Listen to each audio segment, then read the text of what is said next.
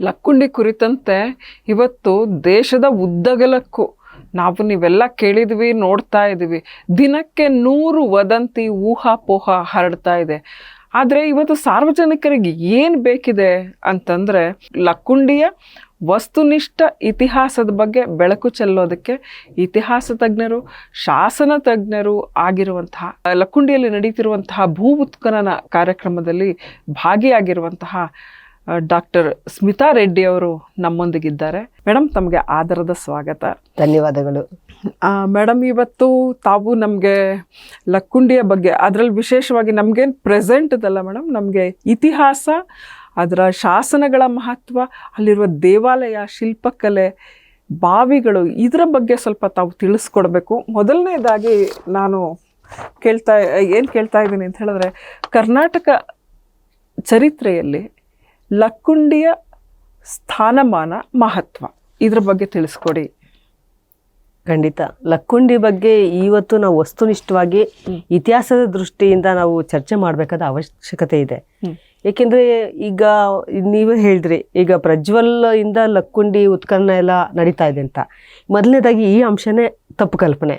ಏಕೆಂದರೆ ವಾಸ್ತವವಾಗಿ ಉತ್ಖನನ ನಡೆಸಬೇಕು ಅನ್ನೋದು ಮಾನ್ಯ ಸಚಿವರ ಒಂದು ಆಕಾಂಕ್ಷೆ ಆಗಿತ್ತು. ಯಾಕೆಂದ್ರೆ ಲಕ್ಕುಂಡಿಯ ಮಹತ್ವ ಅವರು ತುಂಬಾ ನೋಡಿದ್ದಾರೆ, ಲಕ್ಕುಂಡಿಯ ಒಂದು ಸಂಚಾರ ಮಾಡಿದ್ದಾರೆ, ಲಕ್ಕುಂಡಿಲೆಲ್ಲ ಗಮನಿಸಿದ್ದಾರೆ. ಪ್ರತಿಯೊಂದು ಒಂದೊಂದು ಕೇರಿಲಿ, ಓಣಿಲಿ ಅಗಾಧವಾದ ವಾಸ್ತುಶಿಲ್ಪ ವೈಭವವನ್ನು ಅವ್ರು ಗಮನಿಸಿದ್ದಾರೆ. ಹಾಗೆ ಇಲ್ಲಿ ಉತ್ಖನನ ಮಾಡಬೇಕು ಅನ್ನೋದು ಅವರ ಅಪೇಕ್ಷೆ ಇತ್ತು. ಹಾಗೆ ಅದ್ರ ಪ್ರಕಾರ ಕಳೆದ ವರ್ಷವೇ ಭಾರತೀಯ ಪುರಾತತ್ವ ಇಲಾಖೆಯಿಂದಲೂ ಸಹ ಅನುಮತಿಯನ್ನ ಪಡ್ಕೋಬೇಕು. ಕರ್ನಾಟಕದಲ್ಲಿ ಎಸ್ಐಯಿಂದ ಅನುಮತಿ ಪಡ್ಕೊಂಡು ಮಳೆಗಾಲ ಪ್ರಾರಂಭ ಆಗಿದ್ದರಿಂದ ಸ್ವಲ್ಪ ವಿಳಂಬ ಆಯ್ತು ಉತ್ಖನನ ಮಾಡೋದು. ಹಾಗಾಗಿ ಈಗ ಉತ್ಖನನವನ್ನ ಪ್ರಾರಂಭ ಮಾಡಿದೀವಿ. ಹೌದು, ಉತ್ತರ ಕರ್ನಾಟಕದಲ್ಲಿ ಕಳೆದ ವರ್ಷ ಅಂತೂ ತುಂಬಾ ಮಳೆ. ನಾವು ಈವನ್ ಚಳಿಗಾಲದಲ್ಲೂ ಸಹ ಮಳೆ ಬರ್ತಾ ಇತ್ತು. ಹಾಗಾಗಿ ಸ್ವಲ್ಪ ಉತ್ಖನನವನ್ನ ನಾವು ನಿಧಾನ ಮಾಡಿದ್ವಿ. ಆದ್ರೆ ಇದೊಂದ್ ರೀತಿ ಕಾಕತಾಳೀಯ.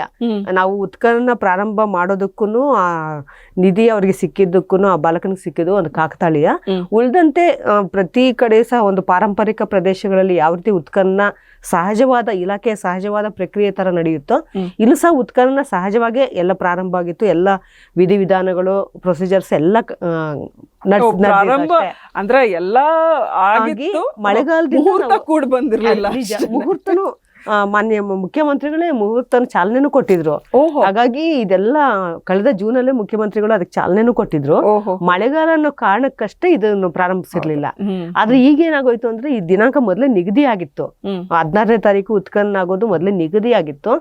ಆದ್ರೆ ಅದಕ್ಕೂ ಜನವರಿ 16 ಉತ್ಖನನ ಪೂರ್ವ ನಿಗದಿತ ದಿನಾಂಕನೇ ಇದು. ಆದ್ರೆ ಏನಾಗೋಯ್ತು ಅಂದ್ರೆ ಇದು ಕಾಕತಾಳೀಯವಾಗಿ ಅದೇ ಟೈಮ್ಗೆ ಪ್ರಜ್ವಲನ ಹುಡುಗನಿಗೆ ಅದು ನಿಧಿ ಸಿಕ್ಕಿದ್ದಕ್ಕೂ ಈ ನಾವು ಉತ್ಖನನ ನಡೆಸೋದಕ್ಕೂ ಕಾಕತಾಳೀಯವಾಗಿ ಒಂದಕ್ಕೊಂದು ಜನ ಲಿಂಕ್ ಮಾಡೋದಕ್ಕೆ ಶುರು ಮಾಡಿದ್ರು. ಅದ್ರಲ್ಲಿ ಮಾಧ್ಯಮಗಳ ಪಾತ್ರ ತುಂಬಾ ಮಹತ್ವದ್ದು. ಹಾಗಾಗಿ ಅದೊಂದು ಒಂದ್ ರೀತಿಲಿ ಹೇಳ್ತೀನಿ, ನಾವು ಏನೇ ಇವಾಗ ಮಾಧ್ಯಮಗಳ ಪಾತ್ರ ಮಹತ್ವ ಹೌದು ಅಂತ ನಾನು ಹೇಳ್ತೀನಿ. ರೀಸನ್ ಏನು ಅಂತ ಹೇಳಿದ್ರೆ, ಇಲ್ಲಾಂದ್ರೆ ಲಕ್ಕುಂಡಿ ಅನ್ನೋದು ನಮ್ಗೆ ಯಾರಿಗೂ ಗೊತ್ತೇ ಖಂಡಿತ.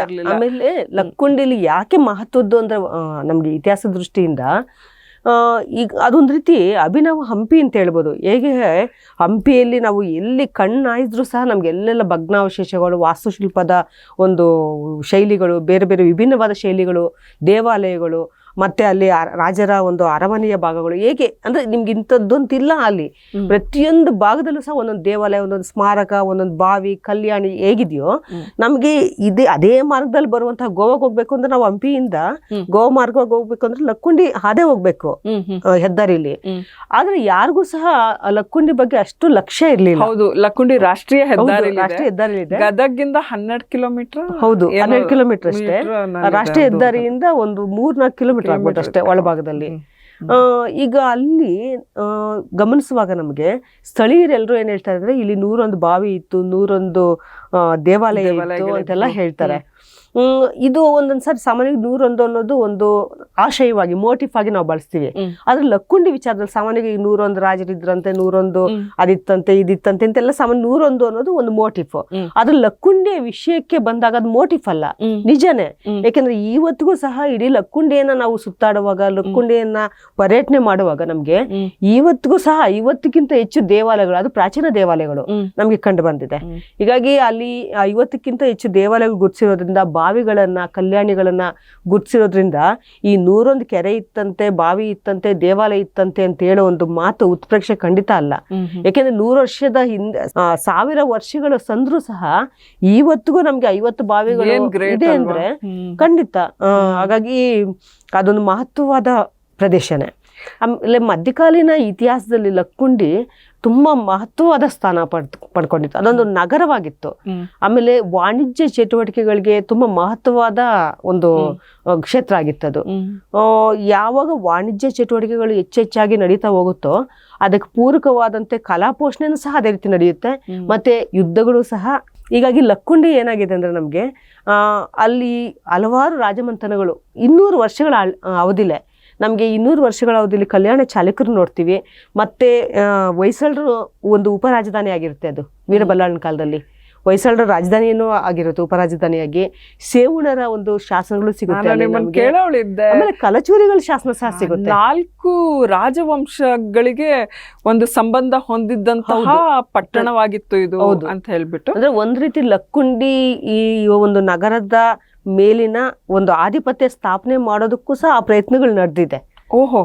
ಯಾಕೆಂದ್ರೆ ಅದು ಈಗ ಹೊಯ್ಸಳರು ದಕ್ಷಿಣದ ಉತ್ತರಕ್ಕೆ ಚೋಳರ ಮೇಲೆ ಆಕ್ರಮಣ ಮಾಡೋದಕ್ಕೆ ಹೋಗುವಾಗ ಮಹಾರಾಷ್ಟ್ರದ ಕಡೆ, ಆ ಸಂದರ್ಭದಲ್ಲಿ ಲಕ್ಕುಂಡಿಯನ್ನ ಅವರು ಉಪರಾಜಧಾನಿಯಾಗಿ ಮಾಡ್ಕೊಂಡಿರ್ತಾರೆ. ಇಲ್ಲಿ ಬರೋದಲ್ವಾ, ತಮಿಳ್ನಾಡು ಬರ್ತಾರೆ.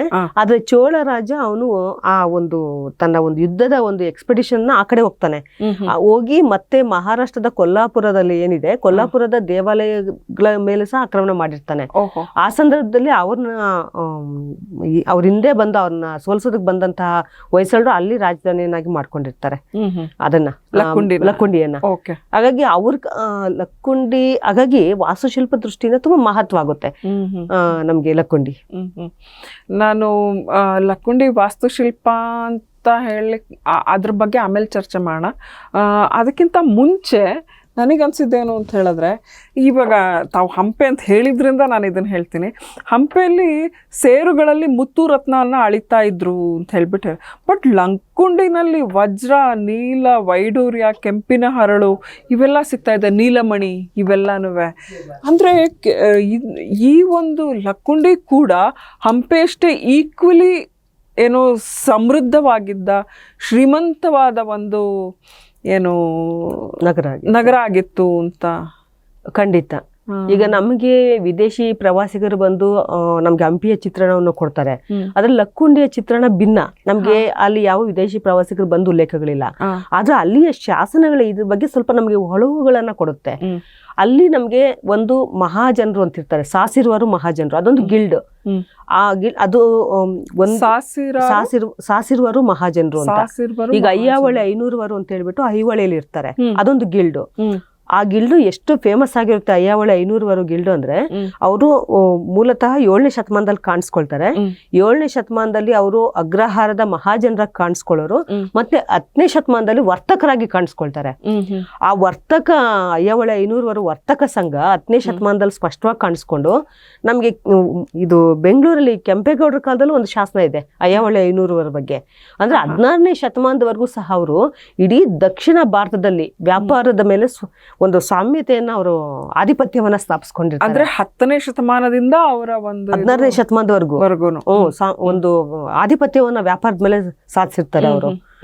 ಅದೇ ರೀತಿ ಇಲ್ಲೂ ಸಹ ನಮ್ಗೆ ಮಹಾಜನ ಸಾಸಿರುವರು ಅಂತ ಬರ್ತಾರೆ. ಇಲ್ಲಿ ಮಹಾಜನ ಸಾಸಿರುವರು ಅಂತ ಬಂದಾಗ, ಸಾಸಿರುವರು ಒಂದು 1000 ಮಹಾಜನರು ಅಂತ ಅರ್ಥ. ಮಹಾಜನರು ಅಂತ ಬಂದಾಗ ಅಗ್ರಹಾರದಲ್ಲಿರುವಂತಹ ಬ್ರಾಹ್ಮಣರು ಅನ್ನೋ ಒಂದು ಅರ್ಥ.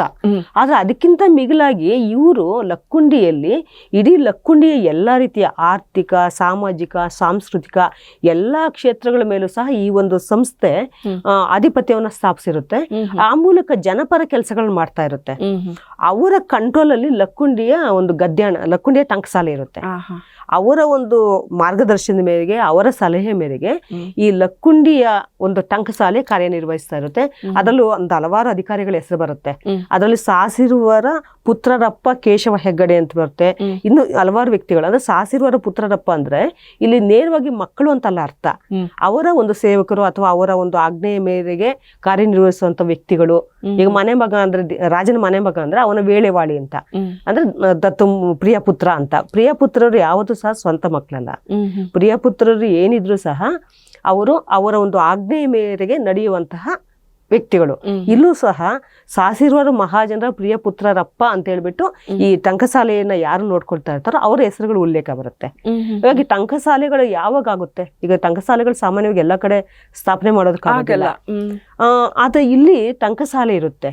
ಟಂಕಸಾಲೆ ಇದ್ದ ಬಗ್ಗೆ ಮತ್ತೆ ಅಲ್ಲಿದ್ದಂತ ಒಂದು ಲಕ್ಕುಂಡಿಯ ಗದ್ಯಾಣದ ಬಗ್ಗೆ ಶಾಸನಗಳಲ್ಲಿ ಉಲ್ಲೇಖ ಸಿಗುತ್ತೆ. ಅಷ್ಟೇ ಅಲ್ಲ, ಪಕ್ಕದ ಕುರುತಿನಿ ಶಾಸನದಲ್ಲಿ ಮತ್ತೆ ನಮಗೆ ಸೂಡಿಯ ಶಾಸನದಲ್ಲಿ ಮತ್ತೆ ಇನ್ನು ಹಲವಾರು ಕಡೆ ಲಕ್ಕುಂಡಿ ಗದ್ಯಾಣದ ಬಗ್ಗೆ ಉಲ್ಲೇಖ ಸಿಗುತ್ತೆ. ಲೊಕ್ಕಿಗುಂಡಿ ಗದ್ಯಾಣ ಅಂತಲೇ ಬಳಸ್ತಾರೆ. ಮೂಲ ಹೆಸರು ಲಕ್ಕುಂಡಿ ಅಲ್ಲ, ಲೊಕ್ಕಿಗುಂಡಿ. ಆ ಲೊಕ್ಕಿಗುಂಡಿ ಗದ್ಯಾಣ ಅಂತಲೇ ಬಳಸ್ತಾರೆ. ಹಾಗಾಗಿ ಆ ಗದ್ಯಾಣ ಅಲ್ಲಿ ಚಲಾವಣೆ ಆಗ್ತಿತ್ತು. ಅದು ಚಲಾವಣೆ ಆಗ್ತಾ ಇದ್ರಿಂದ ಸಾಮಾನ್ಯ ರಾಜರ ಒಂದು ಕಂಟ್ರೋಲ್ ಅಲ್ಲಿ ಇರ್ಬೇಕಾಗಿತ್ತು. ಆದ್ರೆ ಅಲ್ಲಿ ಮಹಾಜನ ಸಾಸಿರುವರ ಕಂಟ್ರೋಲ್ ಅಲ್ಲಿ ಇದೆ. ಅದೇ ಪಕ್ಕದಲ್ಲಿ ಸೂಡಿ ಇದೆ. ಗದಗಿಂದ ಒಂದು ಗಂಟೆ ಪ್ರಯಾಣ ಸೂಡಿ ಅಂತಿದೆ. ಆ ಸೂಡಿಯಲ್ಲಿ ಇನ್ನೊಂದು ಗದ್ಯಾಣ ಟಂಕಸಾಲೆ ಇದ್ದ ಬಗ್ಗೆ ಉಲ್ಲೇಖ ಸಿಗುತ್ತೆ. ಆದ್ರೆ ಆ ಟಂಕಸಾಲೆ ರಾಜನ ಅಥವಾ ಅರಸು ಮನೆ ತಂದವರ ನೇರ ನಿಯಂತ್ರಣದಲ್ಲಿರುತ್ತೆ. ಹೀಗಾಗಿ ಯಾವಾಗ ಈ ಒಂದು ಶ್ರೇಣಿ ಅಂದ್ರೆ ಸಾಸಿರುವರ ಮಹಾಜನರ ಒಂದು ಸಂಘ ಇದನ್ನೆಲ್ಲ ನಿಯಂತ್ರಣ ಮಾಡ್ತಾ ಇತ್ತು, ಸಹಜವಾಗಿ ಆರ್ಥಿಕ ಒಂದು ಚಟುವಟಿಕೆಗಳು ಗರಿಗೆದ್ರಿ ಆ ಮೂಲಕ ನಗರ ವಾಣಿಜ್ಯ ನಗರವಾಗುತ್ತೆ. ಮೂಲತಃ ಲಕ್ಕುಂಡಿ ನಮ್ಗೆ 3500 ವರ್ಷಗಳಿಂದಾನೇ ಜನವಸತಿ ಇತ್ತು ಅಂತ ಹೇಳ್ಬಿಟ್ಟು 2003, 4, 5 ಆದಂತ ಒಂದು ಉತ್ಖನನದಿಂದ ಗೊತ್ತಾಗುತ್ತೆ. ಅಲ್ಲಿ ಲಕ್ಕುಂಡಿಯಲ್ಲೇ ಒಂದು ಉತ್ಖನನ ಆಗುತ್ತೆ. ಶಿಲಾಯುಗ, ಶಿಲಾ ತಾಮ್ರಯುಗ ಎರಡರಲ್ಲೂ ನವಶಿಲಾಯುಗದ್ದು ನವಶಿಲಾಯುಗದ ಕಾಲದ್ದು ನಮ್ಗೆ ಎಲ್ಲಾ ಪ್ರಾಚ್ಯಾವಶೇಷಗಳು ಸಿಕ್ಕಿದೆ ಉತ್ಖನನದಲ್ಲಿ. ಆಗ್ಲಿಂದಲೂ ಇತ್ತು. ಶಾತವಾಹನರು ಇದ್ದಿರಬಹುದು ಅಂತ ಹೇಳ್ಬಿಟ್ಟು ಡಾಕ್ಟರ್ ಸುಂದರ ಅವರು ಅಭಿಪ್ರಾಯ ಪಟ್ಟಿದ್ದಾರೆ. ನವಶಿಲಾಯುಗದ ಕಾಲದಿಂದ ಶಾತವಾಹನರ ಕಾಲದ ಕುರುಹುಗಳು ಸಹ ಈ ಭೂ ಶ್ರೇಣಿಯಲ್ಲಿ ಉತ್ಖನನ ಕಾಲದಲ್ಲಿ ಕಂಡು ಬರ್ತಾ ಇದೆ ಅಂತೇಳಿ ಹೇಳಿದ್ದಾರೆ. ಆಮೇಲೆ ನಮ್ಗೆಲ್ಲೋ ಒಂದ್ ಕಡೆ ಗ್ಯಾಪ್ ಆಗಿತ್ತು, ಯಾವ ರಾಜರು ಆಳಿರ್ಬೋದು ಅಂತ. ಆದ್ರೆ ನಂತರ ನಮ್ಗೆ ರಾಷ್ಟ್ರಕೂಟರ ಕಾಲದಿಂದ ಸ್ಪಷ್ಟವಾಗಿ ಮತ್ತೆ ಲಕ್ಕುಂಡಿ ಒಂದು ಅಗ್ರಹಾರವಾಗಿ ಮೊದಲು ಕಾಣಿಸ್ಕೊಳ್ಳುತ್ತೆ. ಆದ್ರೆ ಕಲ್ಯಾಣ ಚಾಲುಕ್ಯರ ಕಾಲದಲ್ಲಿ ಲಕ್ಕುಂಡಿ ಮಹಾ ಅಗ್ರಹಾರ ಆಗುತ್ತೆ, ಮತ್ತೆ ನಗರಿ ಆಗುತ್ತೆ, ವಾಣಿಜ್ಯ ಕೇಂದ್ರ ಆಗುತ್ತೆ. ಹಾಗಾಗಿ ಎಲ್ಲ ಆರ್ಥಿಕ ಚಟುವಟಿಕೆಗಳಿಗೆ ಮೂಲ ಸ್ಥಳವಾಗಿ ಪರಿವರ್ತನೆ ಆಗುತ್ತೆ. ಈ ಗದ್ಯಾಣ ಮತ್ತೆ ಇದು ಟಂಕಸಾಲೆ ಇವೆರಡರ ನಡುವಿನ ಇದು ಏನು ಡಿಫ್ರೆನ್ಸ್ ಏನು? ಟಂಕಸಾಲೆಯಲ್ಲಿ ಪ್ರಿಂಟ್ ಆಗೋದೇ ಗದ್ಯಾಣ, ಟಂಕಸಾಲೆಯಲ್ಲಿ ಟಂಕಿತವಾಗೋದು ಗದ್ಯಾಣ. ಗದ್ಯಾಣ ಅಂದ್ರೆ ನಾಣ್ಯ, ಟಂಕಸಾಲೆ ಅಂದ್ರೆ ಇವತ್ತು ನಮ್ಮ mint, note press, reserve bank. ಗದ್ಯಾಣ ಅನ್ನೋದು ನಮ್ಗೆ ಈಗ ರೂಪಾಯಿ ಅಂದ್ರೆ ಚಲಾವಣೆಯಲ್ಲಿ ಇರುವಂತ ನಾಣ್ಯ. ಓಕೆ. ಅದು ಈ ಲಕ್ಕುಂಡಿನಲ್ಲಿ ಕೇವಲ ಚಿನ್ನದ್ದೇ ಟಂಕಿಸಲಾಗ್ತಿತ್ತು ಅಂತ ಹೇಳ್ತಾರಲ್ಲ, ಅದ್ ನಿಜನಾ? ಸುವರ್ಣ ಟಂಕಸಾಲೆ ಇತ್ತು ಇಲ್ಲಿ ಅಂತ ಹೇಳ್ತಾರಲ್ಲ. ಒಂದು ಅಂದ್ರೆ ಟಂಕಸಾಲೆ ಅಂತ ಬಂದಾಗ ನಾವ್ ಎಲ್ಲಾ ರೀತಿಯ ಜನರನ್ನ ನಾವು ಪರಿಗಣಿಸ್ಬೇಕಾಗುತ್ತೆ. ಅಲ್ಲಿ ಬಡವರು ಇರ್ತಾರೆ, ಶ್ರೀಮಂತರು ಇರ್ತಾರೆ, ಮತ್ತೆ ಸುವರ್ಣ ನಾಣ್ಯಗಳನ್ನ ಚಲಾವಣೆ ಮಾಡುವಂತ ಒಂದು ವರ್ಗ ಇದ್ರೆ, ಮತ್ತೆ ತಾಮ್ರದ ನಾಣ್ಯಗಳನ್ನ ಚಲಾವಣೆ ಮಾಡೋ ಒಂದು ವರ್ಗ ಇರುತ್ತೆ. ಮಿಡ್ಲಲ್ಲಿ ಬೆಳ್ಳಿಯ ನಾಣ್ಯಗಳು ಇರುತ್ತೆ. ಅಂದ್ರೆ ಅವುಗಳ ಮೌಲ್ಯಕ್ಕೆ ತಕ್ಕಂತೆ ನಾಣ್ಯಗಳನ್ನ ಸಹ ಟಂಕಿಸ್ತಾ ಇದ್ರು. ಈಗ ನಮ್ಗೆ ಶಾಸನಗಳ ಹಿನ್ನೆಲೆಯಲ್ಲಿ ನೋಡುವಾಗ ನಮ್ಗೆ ಅಲ್ಲಿ ಗದ್ಯಾಣಗಳು, ಚಿನ್ನದ ಗದ್ಯಾಣಗಳು, ಅದ್ರ ಜೊತೆಗೆ ಬೆಳ್ಳಿಯ ನಾಣ್ಯಗಳು ಸಹ ಇದೆ. ಬೆಳ್ಳಿಯ ಕೇಣಿಯ ಅಕ್ಕಸಾಲಿಗರ ಉಲ್ಲೇಖ ಸಹ ಅಲ್ಲಿ ಬರುತ್ತೆ. ಈಗ ಚಿನ್ನ ಮತ್ತೆ ಬೆಳ್ಳಿ ಎರಡು ಸಹ ಅಲ್ಲಿ ಚಲಾವಣೆ ಆಗ್ತಾ ಇತ್ತು ನಾಣ್ಯಗಳು. ಇದಕ್ಕೆ ಎಲ್ಲಿಂದ ಚಿನ್ನ ಮತ್ತೆ ಬೆಳ್ಳಿ ಪೂರೈಕೆ ಆಗಿದ್ದಿರ್ಬೋದು? ಹತ್ರ ಯಾವ್ದಾದ್ರು ಗಣಿ ಇದ್ದಿರ್ಬೋದು ಅಂತಂತೀರಾ ನೀವು? ನಮ್ಗೆ ಇದ್ರ ಬಗ್ಗೆ ನಿಖರವಾಗಿ ಹೇಳೋದಕ್ಕೆ ಸಾಧ್ಯ ಇಲ್ಲ, ಅಂದ್ರೆ ಯಾವ ಆಧಾರಗಳು ಇಲ್ಲ. ಆದ್ರೆ ನಮ್ಗೆ ರಾಯಚೂರು ಚಿನ್ನದ ಹತ್ರ ಇದೆ, ಚಿನ್ನದ ಗಣಿ ಹತ್ರ ಇದೆ. ಅದ್ರ ಜೊತೆಗೆ ಈಗ ನಾವು ಕೆಲವು ಊರುಗಳ ಹೆಸರೆಲ್ಲ ನೋಡುವಾಗ, ಈಗ ಕೊಪ್ಪಳದ ಕನಕಾಚಲ ಅಂತ ಹೇಳಿ ಹೇಳ್ತೀವಿ. ಆಮೇಲೆ ಇನ್ನು ಅಕ್ಕಪಕ್ಕದೆಲ್ಲ ಸ್ವಲ್ಪ ಚಿನ್ನದ ಒಂದು ನಿಕ್ಷೇಪಗಳು ಇದ್ದಿರ್ಬೋದು ಅಂತ ಹೇಳ್ಬಿಟ್ಟು ಭೂಗರ್ಭ ಶಾಸ್ತ್ರಜ್ಞರು ಊಹಿಸಿದ್ದಾರೆ. ಆದ್ರೆ ನಮಗೆ ಇತಿಹಾಸದಲ್ಲಿ ನಿಖರವಾದ ಆಧಾರಗಳಿಲ್ಲ ಎಲ್ಲಿಂದ ಬರ್ತಿತ್ತು ಅಂತ. ಇಲ್ಲಿ ಯಾವ ಒಂದು ಹಿನ್ನೆಲೆಯಲ್ಲಿ ಲಕ್ಕುಂಡಿಯನ್ನ ಆಯ್ಕೆ ಮಾಡ್ಕೊಂಡಿರ್ಬೋದು ಟಂಕಸಾಲೆ ಸ್ಥಾಪಿಸೋದಕ್ಕೆ? ಈಗ ಟಂಕಸಾಲೆ ಸ್ಥಾಪನೆ ಆಗ್ಬೇಕು ಅಂದ್ರೆ ಈಗಾಗಲೇ ಅದೊಂದು ಸುಸ್ಥಾಪಿತ ನಗರ ಆಗಿರ್ಬೇಕು. ನಗರ ಆಗಿರ್ಬೇಕು, ಸೇಫ್ಟಿ ಇವೆಲ್ಲ ಆಗತ್ತಲ್ಲ, ಎಲ್ಲ ಆಯಕಟ್ಟಿನ ಪ್ರದೇಶದಲ್ಲಿ ಇರ್ಬೇಕಾಗುತ್ತೆ. ಆಮೇಲೆ ಅದಕ್ಕೆ ರಕ್ಷಣೆ ಬೇಕಾಗುತ್ತೆ. ಇವಾಗ RBIನವರು ಮನ್ಸ್ ಮಾಡಿದ್ರೆ ಬೆಂಗಳೂರಲ್ಲೇ ಹಾಕ್ಬೋದಿತ್ತು. ಇವಾಗ ನಾಸಿಕ್ ಮತ್ತೆ ಮೈಸೂರಲ್ಲಿದೆ ಯಾವ್ದು ನೋಟ್ ಪ್ರಿಂಟಿಂಗ್, ಹೆಚ್ಚು ಪ್ರಾಮುಖ್ಯವಲ್ಲದ ಅದು ಪ್ರಾಮುಖ್ಯವಲ್ಲದ ಅನ್ನೋದಕ್ಕಿಂತ ಈಗಿನ ಕಾಲದಲ್ಲಿ ಆದ್ರೆ ಆವಾಗ ಹೆಚ್ಚು ನಮ್ಗೆ ಭದ್ರತೆ, ರಕ್ಷಣೆ ಇರ್ಬೇಕಾಗುತ್ತೆ, ಭದ್ರತೆ ಇರ್ಬೇಕಾಗುತ್ತೆ. ಆಮೇಲೆ ಎಲ್ಲಾ ರೀತಿಯ ಒಂದು ಮೂಲ ಏನ್ ಬೇಕಾಗುತ್ತೆ, ಸೋರ್ಸ್ ಅದೆಲ್ಲ ಬೇಕಾಗುತ್ತೆ. ಈಗ ಚಿನ್ನ ಬೇಕಾಗುತ್ತೆ, ಚಿನ್ನ ತರಿಸ್ಕೊಳ್ಳೋದಕ್ಕೆ ಒಂದು ಅವಕಾಶ ಇರ್ಬೇಕಾಗುತ್ತೆ, ಸೆಂಟ್ರಲ್ ಪ್ಲೇಸ್ ಅಲ್ಲಿ ಇರ್ಬೇಕು. ಆಮೇಲೆ ಅದನ್ನ ಕಾಪಾಡ್ಕೊಳ್ಳೋದಕ್ಕೆ ಒಂದು ರಕ್ಷಣಾ ವ್ಯವಸ್ಥೆ ಬೇಕಾಗುತ್ತೆ. ಆಮೇಲೆ ಅದನ್ನು ಒಪ್ಪಿಗೆ ನೀಡುವಂತ ಒಂದು ರಾಜಪ್ರಭುತ್ವ ವ್ಯವಸ್ಥೆ ಬೇಕಾಗುತ್ತೆ, ಅದನ್ನ ಚಲಾವಣೆ ಮಾಡೋದಕ್ಕೆ. ಅದಕ್ಕೆಲ್ಲ ಇವರು ಮಹಾಜನ ಸಾಸಿರುವರು ಮಾಡ್ತಿರ್ಬೋದು, ಆದ್ರೆ ಅವ್ರ ಮೇಲೆ ರಾಜನ ಒಪ್ಪಿಗೆನೂ ಬೇಕೇ ಬೇಕಾಗುತ್ತೆ. ಇಲ್ಲಾಂದ್ರೆ ಅವ್ರು ಆಕ್ರಮಣ ಮಾಡ್ತಾರಲ್ವಾ. ಯಾಕೆಂದ್ರೆ ರಾಜರು ಅಲ್ಲ ಆಳ್ವಿಕೆ ನಡೆಸಿದ್ರು ಅನ್ನೋದಕ್ಕೆ ಶಾಸನಗಳು ಇದೆ, ತುಂಬಾ ಸಿಗುತ್ತೆ ಲಕ್ಕುಂಡಿಲಿ. ಹಾಗಾದ್ರೆ ನಾವಿವಾಗ ಲಕ್ಕುಂಡಿಯ ಒಂದು ಶಾಸನಗಳ ಬಗ್ಗೆ ತಿಳಿಸ್ಕೊಡ್ಬೋದಾ? ಶಾಸನಗಳ ಬಗ್ಗೆ ತಿಳಿಸ್ಕೊಡೋದಕ್ಕೆ ನಮ್ ನಿಜ ಹೇಳ್ಬೇಕು ನೀವೇ ಶಾಸನಗಳನ್ನ ಅರ್ಧ ಕೊಡ್ದಿರೋರು, ಹಾಗಾಗಿ ಲಕ್ಕುಂಡಿ ಶಾಸನಗಳ ಬಗ್ಗೆ ಹೇಳ್ಬೇಕು ಅಂದ್ರೆ ಬಹುಶಃ ಇದು ಮುಖ ಅರಳೋಗ್ಬಿಡ್ತು. ಅಲ್ಲ ನಂಗೊತ್ತು, ಟೈಮ್ ಸಾಕಾಗಲ್ಲ ನನಗ್ ಗೊತ್ತು. ಇಲ್ಲ, ಒಂದು ಕ್ಲುಪ್ತವಾಗ ಒಂದು ಸಂಕ್ಷಿಪ್ತ ಚಿತ್ರಣ ಒಂದು ಕೊಡಿ ಅಂತ ಹೇಳ್ಬಿಟ್ಟು. ಖಂಡಿತ. ಅಲ್ಲ ನಂಗೊತ್ತು ನೀವು ಹಂಪಿ ಮತ್ತೆ ಲಕ್ಕುಂಡಿ ಬಿಟ್ರೆ ನೀವು ದಿನಗಟ್ಲೆ ಮಾತಾಡ್ತೀರಿ ಅಂತ ಗೊತ್ತು. ಈಗ ನಮಗೆ ಮೊದಲಿಗೆ ಅಲ್ಲಿ ಶಾಸನಗಳು ಸಿಗೋದು ರಾಷ್ಟ್ರಕೂಟರ ಕಾಲದ್ದು. ರಾಷ್ಟ್ರಕೂಟರ ಒಂದು ಯಾವ್ದು ಯುದ್ಧದ ಸಂದರ್ಭದಲ್ಲಿ ಹಾಕ್ಸಿರುವಂತ ಒಂದು ವೀರಗಲ್ ಸಿಗುತ್ತೆ. ಅದ್ರ ನಂತರ ನಮ್ಗೆ ಕಲ್ಯಾಣ ಚಾಲುಕ್ಯರು ಸಿಗುತ್ತೆ. ಕಲ್ಯಾಣ ಚಾಲುಕ್ಯರ ಆರಂಭದ ಶಾಸನಗಳೇ ನಮ್ಗೆ ಸಿಗುತ್ತೆ ಅಲ್ಲಿ. ಕಲ್ಯಾಣ ಚಾಲುಕ್ಯರದು 973 ಅವರು ತೈಲಪ ಬರ್ತಾನೆ. ನಮ್ಗೆ 1007ಕ್ಕೆಲ್ಲ ನಮ್ಗೆ ಶಾಸನಗಳು ಸಿಕ್ಬಿಡುತ್ತೆ. ಅಂದ್ರೆ ಅವರ ಪ್ರಾರಂಭದ ಕಾಲದಿಂದಲೇ ಶಾಸನಗಳು ಅಲ್ಲಿ ಸಿಗೋದಕ್ಕೆ ಶುರುವಾಗುತ್ತೆ ಲಕ್ಕುಂಡಿಲಿ. ಅಂದ್ರೆ ಈ ವೇಳೆಗೆ ಅದೊಂದು ನಗರವಾಗಿ ಮಾರ್ಪಟ್ಟಿತ್ತು ಅನ್ನೋದು ನಮ್ಗೆ ಸ್ಪಷ್ಟವಾಗುತ್ತೆ. ನಮ್ಗೆ ತುಂಬಾ ಅಲ್ಲಿ ಪ್ರಾರಂಭದಲ್ಲಿ ಮಹಾಜನ ಸಾಸಿರುವರ ಉಲ್ಲೇಖ ಸಿಗೋದಿಲ್ಲ. ಆದ್ರೆ 1050 ನಂತರ ನಮ್ಗೆ ಅಲ್ಲಿ ಮಹಾಜನ ಸಾಸಿರುವರ ಉಲ್ಲೇಖಗಳು ಸಿಗುತ್ತೆ. ಅಲ್ಲಿವರೆಗೂ ಕೇವಲ ಬೇರೆ ಬೇರೆ ರಾಜರ ಉಲ್ಲೇಖಗಳು, ಅವ್ರ ದಾನ ದತ್ತಿಗಳ ಉಲ್ಲೇಖ ಸಿಗುತ್ತೆ. ಮುಖ್ಯವಾಗಿ ಅಲ್ಲಿ ಇವರು ಒಂದು ಮಹಾಜನ ಸಾಸಿರುವರನ್ನ ಉಲ್ಲೇಖಿಸುವಂತಹ, ಅವರ ಒಂದು ಚಟುವಟಿಕೆಗಳನ್ನ ಹೇಳುವಂತಹ, ಅವರು ದಾನದತ್ತಿಗಳನ್ನು ಬೇರೆ ಬೇರೆ ದೇವಾಲಯಕ್ಕೆ ನೀಡಿದಂತಹ ಉಲ್ಲೇಖಗಳು ಒಂದು ಕಡೆ ಆದ್ರೆ, ಅದು ಶಾಸನಗಳ ಹಿನ್ನೆಲೆಯಲ್ಲಿ ಹೇಳ್ಬೇಕು ಅಂದ್ರೆ ಇಲ್ಲಿ ಧರ್ಮ, ಬೌದ್ಧ ಧರ್ಮದ ಒಂದು ಶಾಸನನೂ ಸಹ ಸಿಗುತ್ತೆ. ಮತ್ತೆ ಜೈನ ಧರ್ಮ ಪ್ರವರ್ಧಮಾನವಾಗಿರುತ್ತೆ. ಮತ್ತೆ ವೈದಿಕ ಧರ್ಮ, ಅದ್ರಲ್ಲಿ ವೈದಿಕ ಧರ್ಮ ಅಂತ ಬಂದಾಗ ನಾವು ಇವತ್ತಿನ ರೀತಿ ವಿಭಾಗಿಸಿ ಹೇಳೋದಕ್ಕಾಗಲ್ಲ. ಅಲ್ಲಿ ಒಂದು ಎಲ್ಲಾ ದೇವತೆಗಳಿಗೂ ಸಹ ಆರಾಧನೆ ನಡೆಯುತ್ತೆ. ಅಲ್ಲಿ ವಿಷ್ಣುಗೂ ನಡೆಯುತ್ತೆ, ಶಿವನಿಗೂ ನಡೆಯುತ್ತೆ, ಶಕ್ತಿಗೂ ನಡೆಯುತ್ತೆ, ಗಣಪತಿಗೂ ನಡೆಯುತ್ತೆ, ಮತ್ತೆ ಸುಬ್ರಹ್ಮಣ್ಯನಿಗೂ ನಡೆಯುತ್ತೆ, ಸೂರ್ಯನಿಗೂ ನಡೆಯುತ್ತೆ. ಇಲ್ಲಿ ಎಲ್ಲಾ ದೇವರುಗಳ ಆರಾಧನೆ ಸಹ ನಡೀತಾ ಇರುತ್ತೆ.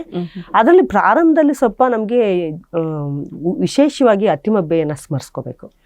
ಯಾಕೆಂದ್ರೆ ಅತ್ತಿಮಬ್ಬೆಯ ಒಂದು 2 ಶಾಸನಗಳು ಪ್ರಧಾನವಾಗಿ ಅಲ್ಲಿದೆ. ಅದರಲ್ಲಿ 2 ಶಾಸನದಲ್ಲಿ ಒಂದು ಶಾಸನ 60 ಸಾಲಿನವರೆಗೆ ಮೊದಲು ಹಾಕ್ಸಿರ್ತಾಳೆ. ಅದರಲ್ಲಿ ಬ್ರಹ್ಮ ಜಿನಾಲಯವನ್ನ ಒಂದು ಜಿನಾಲಯವನ್ನ ನಿರ್ಮಾಣ ಮಾಡಿದ್ರ ಉಲ್ಲೇಖ ಇರುತ್ತೆ. ಅದಕ್ಕೆ ಪ್ರಾರಂಭದಲ್ಲಿ ಬ್ರಹ್ಮ ಜಿನಾಲಯ ಅನ್ನೋ ಹೆಸರಿರೋದಿಲ್ಲ ಅದರಲ್ಲಿ. ಅದಾದ ನಂತರ ಆ ಒಂದು ಶಾಸನ ಹಾಳಾಗುತ್ತೆ ಅನ್ನೋ ಒಂದು ಉಲ್ಲೇಖ ಬರುತ್ತೆ. ಯಾವ ಕಾರಣಕ್ಕಾಯ್ತು ಅನ್ನೋದು ಅದು ಬೇರೆ ಕತೆ, ಅದು ನಾವು ಇಲ್ಲಿ ಚರ್ಚೆ ಬೇಡ. ಆದ್ರೆ ಅದಾದ ನಂತರ ಮತ್ತೆ ಇನ್ನೊಂದು ಶಾಸನ ಹಾಕ್ಸ್ತಾರೆ. ಸೇಮ್ ಮೊದಲ ಶಾಸನ ಏನಿದೆಯೋ ಅದರ ಪ್ರತಿಯನ್ನ ಮಾಡಿಸ್ತಾರೆ 2ನೇ ಶಾಸನದಲ್ಲಿ. 60 ಸಾಲ ನಂತರ ಮತ್ತೆ ವಿಶೇಷವಾದ ಉಲ್ಲೇಖಗಳು ಬರುತ್ತೆ. ಉಲ್ಲೇಖಗಳು ಬಂದು ಅದರಲ್ಲಿ ಯಾಕೆ ಮಹಾಜನ ಸಾಸಿರುವರನ್ನ ಎಲ್ಲ ಕೇಳಿ ಪಡ್ಕೊಂಡು ಆ ಒಂದು ಬ್ರಹ್ಮಜಿನಾಲಯಕ್ಕೆ ದಾನವನ್ನೆಲ್ಲ ಪಡ್ಕೊಳ್ತಾಳೆ. ಅವರ ಒಂದು ಗುಣಗಾನ ಸಹ ಅದರಲ್ಲಿ, ಪ್ರಶಂಸೆ ಸಹ ಆ ಶಾಸನದಲ್ಲಿದೆ. ಅದಕ್ಕೆ ಬ್ರಹ್ಮಜಿನಾಲಯ ಅಂತ ಹೇಳ್ಬಿಟ್ಟು ಹೆಸರು ಸಹ ಇಡ್ತಾರೆ ಅಂತ ಹೇಳ್ಬಿಟ್ಟು ಉಲ್ಲೇಖಗಳು ಸಿಗುತ್ತೆ. ಇದು ಶಾಸನದ ಒಂದು ಮೂಲ ಉದ್ದೇಶ.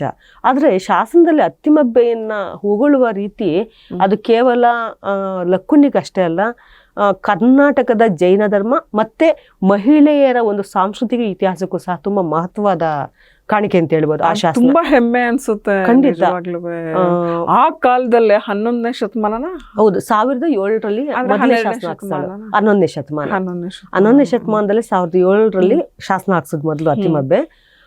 ಅದರಲ್ಲಿ ಅತ್ತಿಮಬ್ಬೆ ಆ ವೇಳೆಗೆ ತಾನು ಕಟ್ಟಿಸಿದಂತಹ 1500 ಜಿನಾಲಯಗಳಿಗೆ ಕಳಶಪ್ರಾಯವಾಗಿ ಈ ಬ್ರಹ್ಮ ಜಿನಾಲಯವನ್ನು ಕಟ್ಟಿಸಿದ್ಲು ಅಂತ ಉಲ್ಲೇಖ ಬರುತ್ತೆ. ಅಂದ್ರೆ ಅತ್ತಿಮಬ್ಬೆ ಹಲವಾರು ಸಮಾಜಮುಖಿ ಕೆಲಸಗಳು ಮಾಡಿದ್ದಾರೆ, ಧರ್ಮಮುಖಿ ಕೆಲಸ ಮಾಡಿದ್ದಾರೆ, ಅರ್ಥಮುಖಿ ಕೆಲಸವನ್ನ ಮಾಡಿದ್ದಾರೆ. ಈ ಎಲ್ಲವುಗಳಿಗೆ ಆಕೆ ಅತ್ತಿಮಬ್ಬೆ ಬಗ್ಗೆ ಸಂಪೂರ್ಣ ವಿವರಣೆ ಸಹ ಬರುತ್ತೆ. ಅತ್ತಿಮಬ್ಬೆಯ ತಂದೆಯ ಕಡೆಯವರು ಅವರು ಸಹ ಈ ಸಾಹಿತ್ಯ ಮತ್ತೆ ಕಲೆಗೆ ಪೋಷಣೆ ಕೊಟ್ಟಂತವ್ರು. ಅದರಲ್ಲೂ ವಿಶೇಷವಾಗಿ ಸಾಹಿತ್ಯಕ್ಕೆ ಹೆಚ್ಚು ಒತ್ತು ಕೊಡ್ತಾರೆ ಅವರು. ಅತ್ತಿಮಬ್ಬೆಯ ತವರಿನ ಮನೆಯವರು. ಅದ್ರಲ್ಲಿ ದಲ್ಲಪಯ್ಯ ಮತ್ತೆ ಪೊನ್ನಮಯ್ಯ ಅಂತ ಇರ್ತಾರೆ. ಅವರು ಅತ್ತಿಮಬ್ಬೆಯ ಚಿಕ್ಕಪ್ಪಂದ್ರು, ತಂದೆ ಮತ್ತೆ ಚಿಕ್ಕಪ್ಪ. ಅವರು ಪೊನ್ನನ ಶಾಂತಿ ಪುರಾಣವನ್ನ ಬರೆಸ್ತಾರೆ. ಸ್ವತಃ ಅತ್ತಿಮಬ್ಬೆಯ ತಂದೆ ಮತ್ತೆ ಚಿಕ್ಕಪ್ಪ ಇಬ್ರು ಸೇರಿ ಶಾಂತಿ ಪುರಾಣವನ್ನ ಬರೆಸ್ತಾರೆ. ಅಷ್ಟೇ ಅಲ್ಲ, ಅತ್ತಿಮಬ್ಬೆ ಮತ್ತೆ ಶಾಂತಿ ಪುರಾಣದ 1000 ಪ್ರತಿಗಳನ್ನ ಮಾಡಿಸ್ತಾಳೆ. ವಿಶ್ವದ ಪ್ರಪ್ರಥಮ, ನಾಟ್ ಕರ್ನಾಟಕ ಅಥವಾ ಭಾರತ ಅಲ್ಲ, ವಿಶ್ವದ ಪ್ರಪ್ರಥಮ ಪ್ರಕಾಶಕಿ ಅಂತ ಹೇಳ್ಬಿಟ್ಟು ಪಬ್ಲಿಷರ್ ಬಿಟ್ಟು ಹೇಳ್ತಾರೆ. 1000 ಪ್ರತಿಗಳನ್ನ ಕೈಯಲ್ಲಿ ಬರೆಸ್ತಾಳಲ್ಲ. ಅದು ಅಂದ್ರೆ ಆಗಿನ ಕಾಲದಲ್ಲಿ ಲೆಕ್ಕಕೊಳ್ಳಿ, ನಾವು ತಾಳೆಗರಿಲಿ ಕಂಠದಲ್ಲಿ ಕೊರೆದು ಮಾಡ್ಬೇಕು ಅಂತ ಸಂದರ್ಭದಲ್ಲಿ ಎಷ್ಟು ಕಷ್ಟ ಇರುತ್ತೆ. ಅಂತ 1000 ಪ್ರತಿಗಳನ್ನ ಮಾಡಿಸೋದು ಅಂತಂದ್ರೆ ಸುಲಭವಾದ ಕೆಲಸ ಅಲ್ಲ.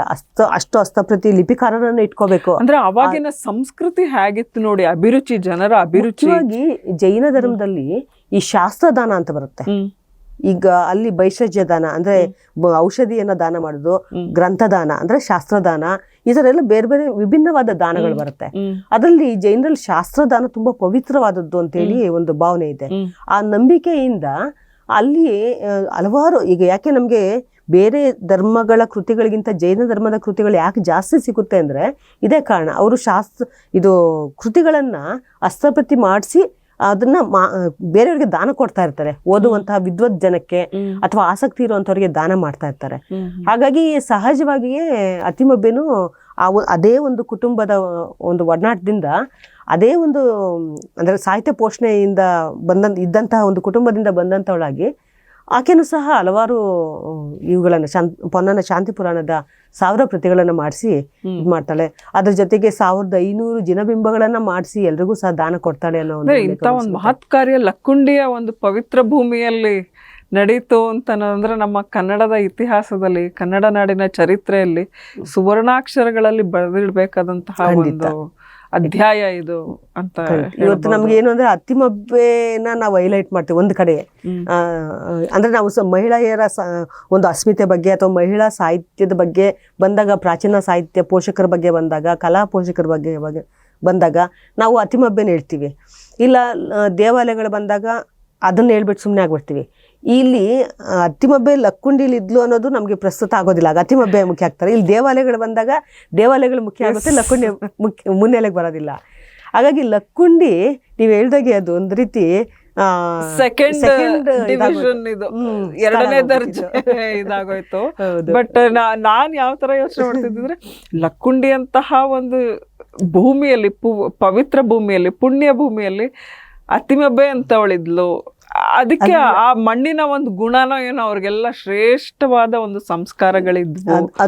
ತಂದೆ ತಾಯಿ ಕೊಟ್ಟಿರೋದು ಸರಿ, ಆದ್ರೂ ಅವ್ರ ಅತ್ತೆ ಮನೆಯಲ್ಲೂ ಮದ್ವೆ ಆಗಿ ಬಂದಿರೋದು ಅವಳು ಅಲ್ಲಿಗೆ. ಸೊ ಅಲ್ಲಿ ಅವಳನ್ನ ಎನ್ಕರೇಜ್ ಮಾಡ್ತಾರಲ್ಲ, ಪ್ರೋತ್ಸಾಹಿಸ್ತಾರಲ್ಲ. ನೀವ್ ಹೇಳಿದ್ರಲ್ಲ ಸಾಸಿರ ಮಹಾಜನರು, ಅವರು ಅದಕ್ಕೆ ನೀರೆರೆದು ಪೋಷಿಸೋದಕ್ ತಾನೆ, ಅಂದ್ರೆ ಬೆಂಬಲವಾಗಿ ನಿಂತಿದ್ದಕ್ ತಾನೆ ಅವಳು ಅಷ್ಟು ಮುಂದುವರಿಲಿ. ಅಂದ್ರೆ ಸಮಾಜದ ಒಂದು ಎಂತಹ ಒಂದು ಒಳ್ಳೆಯ ಒಂದು ಪಾಸಿಟಿವ್ ಸಪೋರ್ಟ್ ಇತ್ತು ಇವೆಲ್ಲ. ಅದ್ರ ಜೊತೆಗೆ ಇನ್ನೊಂದು ಏನಾಗುತ್ತೆ ಅಂದ್ರೆ, ಅತ್ತಿಮಬ್ಬೆ ಪಾಪ ಚಿಕ್ಕ ವಯಸ್ಸಲ್ಲೇ ವಿಧವೆ, ಗಂಡನ್ ಕಳ್ಕೊಂಡು. ಈಗ ಏನಾಗುತ್ತೆ ಅಂದ್ರೆ ಒಂದು ಒಳ್ಳೆ ಮನದಿಂದ ಬರ್ತಾಳೆ. ಇವರು ಸಾಮಾನ್ಯವಾಗಿ ಪುಂಗನೂರ್ ಕಡೆಯವರು, ವೆಂಗಿಮಂಡಲದ ಕಮ್ಮೆನಾಡು ಅವ್ರ ತಾತ ನಾಗಮಯ್ಯ ಅಂತ. ಅವ್ರ ಮಕ್ಕಳು ಮಲ್ಲಪಯ್ಯ ಮತ್ತೆ ಪೊನ್ನಮಯ್ಯ ಅಂತ ಆಗ್ಲೇನೆ ಹೇಳ್ದಾಗೆ. ಅದ್ರಲ್ಲಿ ಮಲ್ಲಪಯ್ಯನ ಮತ್ತೆ ಅಪ್ಪಕಬ್ಬೆ ಮಗಳು ಅತ್ತಿಮಬ್ಬೆ. ಅತ್ತಿಮಬ್ಬೆಗೆ ಒಬ್ಬ ಅಣ್ಣಿಗ ದೇವ ಅಂತ ಒಬ್ಬ ಮಗ ಇರ್ತಾನೆ, ಗಂಡ ನಾಗದೇವ. ಅವನನ್ನ ಇದು ಕಂದುಕ ಪುರಂದರ ಅಂತ ಹೇಳ್ತಾರೆ. ಕಂದುಕ ಅನ್ನೋದು ಈಗ ಬಹುಶಃ ನಮ್ಮಲ್ಲಿ ಆಧುನಿಕ ಕ್ರೀಡೆ ಪೋಲೋ ನೋಡ್ತೀವಲ್ವಾ, ಪೋಲೋ ಕ್ರೀಡೆ. ಹೌದು. ಅದ್ರಲ್ಲಿ ಅವನು ತುಂಬಾ ಪ್ರವೀಣನಾಗಿದ್ದ ಅಂತ ಹೇಳ್ಬಾರ್ದು. ಅದ್ರಲ್ಲಿ ಇನ್ನೊಂದು ನಮ್ಗೆ ಶಿಲ್ಪಕಲೆನಲ್ಲಿ ನಾವ್ ಇದನ್ನ ನೋಡಿದೀವಿ ಅಲ್ವಾ, ಪೋಲೋ ಆಡ್ತಾ ಇದ್ರು ಅಂತ ಹೇಳ್ಬಿಟ್ಟು. ಆಮೇಲೆ ಇನ್ನೊಂದು ನಮ್ಗೆ ಇಂದ್ರ ಬರ್ತಾನೆ, ನಾಲ್ವಡಿ ಇಂದ್ರ ಅಂತ ಹೇಳ್ಬಿಟ್ಟು. ಅವನು ಶ್ರವಣಬೆಳಗೊಳದಲ್ಲಿ ಒಂದು ದೊಡ್ಡ ಶಾಸನ ಇದೆ ಅವನನ್ನ, ಅದು ಅವನು ಸಲ್ಲೇಖನ ವ್ರತ ತಗೊಳ್ಳೋ ಶಾಸನ.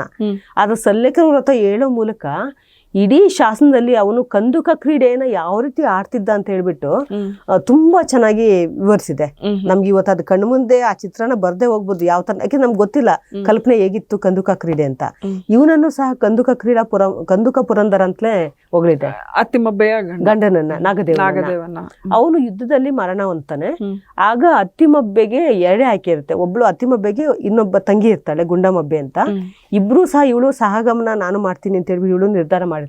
ಆ ಕಾಲದಲ್ಲಿ ಸಹಗಮನ ಇತ್ತು, ಸತಿ ಸಹಗಮನ. ಹೌದು. ಆದ್ರೆ ಇವಳು ಗುಂಡಮಬ್ಬೆ ನಿನ್ಗೆ ಮಗ ಇದ್ದಾನೆ, ನೀನ್ ನೋಡ್ಕೊ, ನಾನೇ ಹೋಗ್ತೀನಿ ಅಂತ ಹೇಳ್ಬಿಟ್ಟು ಅವಳು ಸಲ್ಲೇಖನ ವ್ರತವನ್ನು ಸಾಗಮನವನ್ನ ತಗೊಂಡು ಗಂಡನ ಜೊತೆ ಪ್ರಾಣತ್ಯಾಗ ಮಾಡ್ತಾಳೆ. ಈಕೆ ಧರ್ಮ ಪರಳಾಗಿ ಇರ್ತಾಳೆ. ನಮ್ಗೆ ಒಂದು ಶಾಸನದಲ್ಲಿ ಬರುತ್ತೆ, ಕುಲವಧುಗೆ ಆಚರಿಸಲು ಎರಡೇ ವಲಂ. ಕುಲವಧುಗೆ ಆಚರಿಸೋದಕ್ಕೆ ಎರಡೇ ಮಾರ್ಗ ಇದೆ. ಒಂದು ಏನು ಅಂದ್ರೆ ಗಂಡನ ಸಹಗಮನ ಹೋಗೋದು, ಇಲ್ಲ ಅಂದ್ರೆ ಜಿನ ದೀಕ್ಷೆ ತಗೊಂಡು ಅವಳು ಜಿನನ ಒಂದು ಪ್ರಾರ್ಥನೆ ಮಾಡ್ಕೊಂಡಿರೋದು, ಆರಾಧನೆ ಮಾಡ್ಕೊಂಡಿರೋದು ಅಂತ ಹೇಳ್ಬಿಟ್ಟು. ಈ ಎರಡನೇ ಮಾರ್ಗವನ್ನ ಅಂದ್ರೆ ಜೈನ ಧರ್ಮದ ಒಂದು ಆರಾಧಕಳಾಗಿ, ಶ್ರಾವಕಿಯಾಗಿ ಅತ್ತಿಮಬ್ಬೆ ಉಳ್ಕೊಳ್ತಾಳೆ. ಉಳ್ಕೊಂಡಿದ್ದು ಅವಳು ಸಹಗಮನ ಹೊಂದದೆ ಉಳ್ಕೊಂಡಿದ್ದು ಕನ್ನಡ ನಾಡಿಗೆ ದೊಡ್ಡ ಒಂದು ಅದೃಷ್ಟ, ನಮಗೆ ಒಂದು ವರದಾನವಾಗಿ ಅವಳು ಉಳ್ಕೊಂಡ್ಳು. ಆಮೇಲೆ ಶಾಸನದಲ್ಲಿ ಆಕಿನ ಪವಾಡಗಳೆಲ್ಲ ತುಂಬಾ 7 ಪವಾಡಗಳು ಹೇಳುತ್ತೆ ಶಾಸನದಲ್ಲಿ ಅತ್ತಿಮಬ್ಬೆ ಬಗ್ಗೆ. ಜೈನ ಧರ್ಮ ಪರವಾದ ಒಂದು, ಅಷ್ಟೇ ಅಲ್ಲ, ರನ್ನನ್ಗೆ ಆಶ್ರಯ ಕೊಡ್ತಾಳೆ. ರನ್ನ ಆ ಶಾಸನ, ಅತ್ತಿಮಬ್ಬೆ ಶಾಸನ ಬರೆದಿದ್ದು ರನ್ನ ಅನ್ನೋ ಒಂದು ಅಭಿಪ್ರಾಯ ತೀನಂಶ್ರೀಯವರು ವ್ಯಕ್ತಪಡಿಸ್ತಾರೆ. ಅದರಲ್ಲಿ ಏನು ಅಂದ್ರೆ ಅಜಿತ ಪುರಾಣದಲ್ಲಿ ರನ್ನ ವಿಶೇಷವಾಗಿ ಹೊಗಳಿದ್ದಾನೆ ಅತ್ತಿಮಬ್ಬೆನ. ಬಿಳಿ ಎರಳೆ ಅವಳು ಒಂದು ಚರಿತ್ರೆ ಯಾವ ತರ ಪಾವನ ಪವಿತ್ರ ಅಂತಂದ್ರೆ ಅದನ್ನ ಎಲ್ಲ ಬಿಳಿಗೆ ಹೋಲಿಸ್ತಾರೆ. ಪವಿತ್ರ ಕೊಪ್ಪಣಾಚಲಕ್ಕೆ ಹೋಲಿಸ್ತಾರೆ. ಕೊಪ್ಪಣಾಚಲ ಮೊದಲು ಶ್ರವಣಬೆಳಗೊಳಗಿಂತ ಮೊದಲು ತುಂಬಾ ಪವಿತ್ರವಾದ ಕ್ಷೇತ್ರ ಆಗುತ್ತೆ ಜೈನ ಧರ್ಮಕ್ಕೆ. ಬಿಳಿ ಎರಳೆಯಂತೆ, ಗಂಗಾಜಲದಂತೆ ಎಸೆವ ಅಜಿತ ಸೇನ ಮುನಿಪತಿಯ ಕೀರ್ತಿಯಂತೆ, ಮತ್ತೆ ಪವಿತ್ರ ಕೊಪ್ಪಣಾಚಲದಂತೆ. ಅಂದ್ರೆ ಆಗ ಅಜಿತ ಸೇನ ಮುನಿ ಸಹ ರನ್ನನ ಗುರು, ಅವರ ಕೀರ್ತಿ ಸಹ ಅಷ್ಟೇ ಪವಿತ್ರವಾಗಿತ್ತು ಅಂತ ಹೇಳ್ತಾಳೆ. ಬಿಳಿ ಅರಳೆ, ಶ್ವೇತ ಬಣ್ಣದ ಹತ್ತಿ ಅದರಂತೆ. ಆಮೇಲೆ ಗಂಗಾಜಲದಂತೆ, ಗಂಗಾಜಲ ಎಲ್ಲಾ ಕಾಲಕ್ಕೂ ಸಹ ಪವಿತ್ರವಾದದ್ದು ಅದ್ರ ತರ. ಆಮೇಲೆ ಅಜಿತ ಸೇನ ಮುನಿಗಳ ಕೀರ್ತಿ ತರ.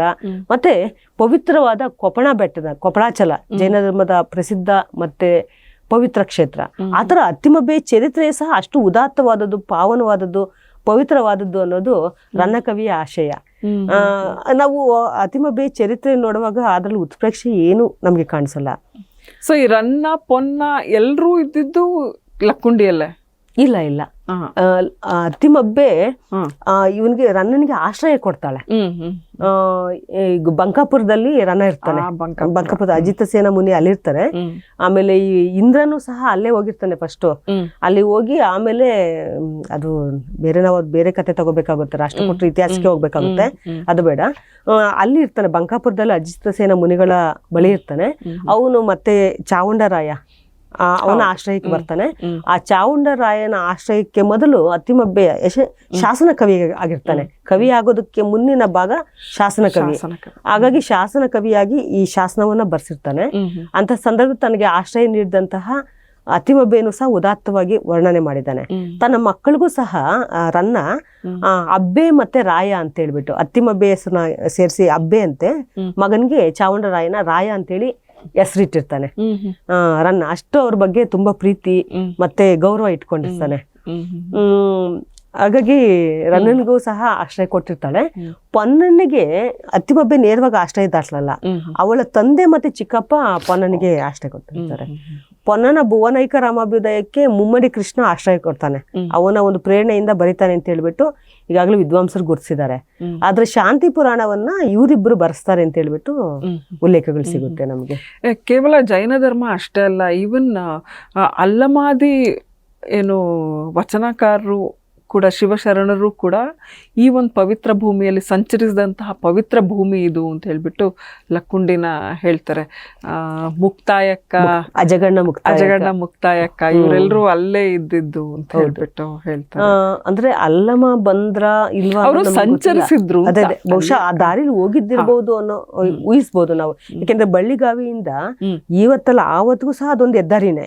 ನಮ್ಗೆ ಸೈನ್ಯಕ್ಕಿರ್ಬೋದು, ಸೈನ್ಯದ ದಾರಿ ಅದೇ ಇರ್ಬೋದು, ಮತ್ತೆ ಮನುಷ್ಯರ ಓಡಾಟಕ್ಕೂ ಸಹ ಅದೊಂದು ಹೆದ್ದಾರಿಯಾಗಿ ಉತ್ತರಕ್ಕೆ ದಕ್ಷಿಣಕ್ಕೆ ಸೇತುವಾಗಿತ್ತು ಆ ರಸ್ತೆ. ಆದ್ರೆ ಅಜಗಣ್ಣ ಮುಕ್ತಾಯಕ್ಕೆ ಮಾತ್ರ ಅಲ್ಲೇ ಜನ್ಮ ತಾಳಿದ್ದು, ಅಲ್ಲೇ ಇದ್ರು ಅನ್ನೋದು ನಮ್ಗೆ ಶೂನ್ಯ ಸಂಪಾದನೆಯಿಂದ ಗೊತ್ತಾಗುತ್ತೆ.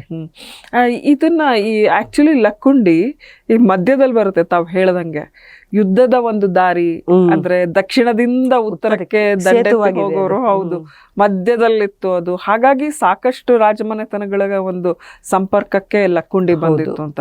ಬಟ್ ಇಲ್ಲಿ ವಿಜಯನಗರದ ವರಾಹನು ಸಿಕ್ಕಿದೆ ಅಂತ ಹೇಳ್ತಾರಲ್ಲ, ಸಿಕ್ಕಿತ್ತು ಅಥವಾ ಸಿಕ್ಕಿದೆ ಆತರ ಏನಾದ್ರು ಹೌದಾ? ವಿಜಯನಗರಕ್ಕೂ ಇತ್ತ ಸಂಪರ್ಕ ಇದು? ಈಗ ನಮ್ಗೆ ಪಕ್ಕದಲ್ಲೇ ನಮ್ಗೆ ಗದಗನ್ನ ಕೃತಪುರ ಅಂತಲೂ ಸಹ ಕರೀತಾರೆ.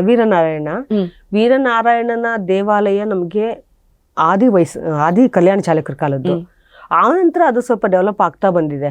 ಈಗ ಸಾಮಾನ್ಯ ಯಾವುದೇ ದೇವಾಲಯ ಆಗ್ಲಿ ನಮ್ಗೆ ಕಾಲ ನಂತರ ಹಾಳಾಗೋದಿಲ್ಲ. ಅದಕ್ಕೆ ಒಂದಲ್ಲ ಒಂದ್ ರೀತಿ ಇವತ್ತು ನಾವು ಹಾಳು ಮಾಡ್ತಿರೋದೆಲ್ಲ ನಮ್ಮ ಒಂದು ಆಧುನಿಕತೆಯ ಒಂದು ಗಡಿಬಿಡಿಗೆ ಬಿದ್ದು ನಾವು ಎಷ್ಟೋ ದೇವಾಲಯಗಳು ಕಳ್ಕೊಬಿಟ್ಟಿದೀವಿ.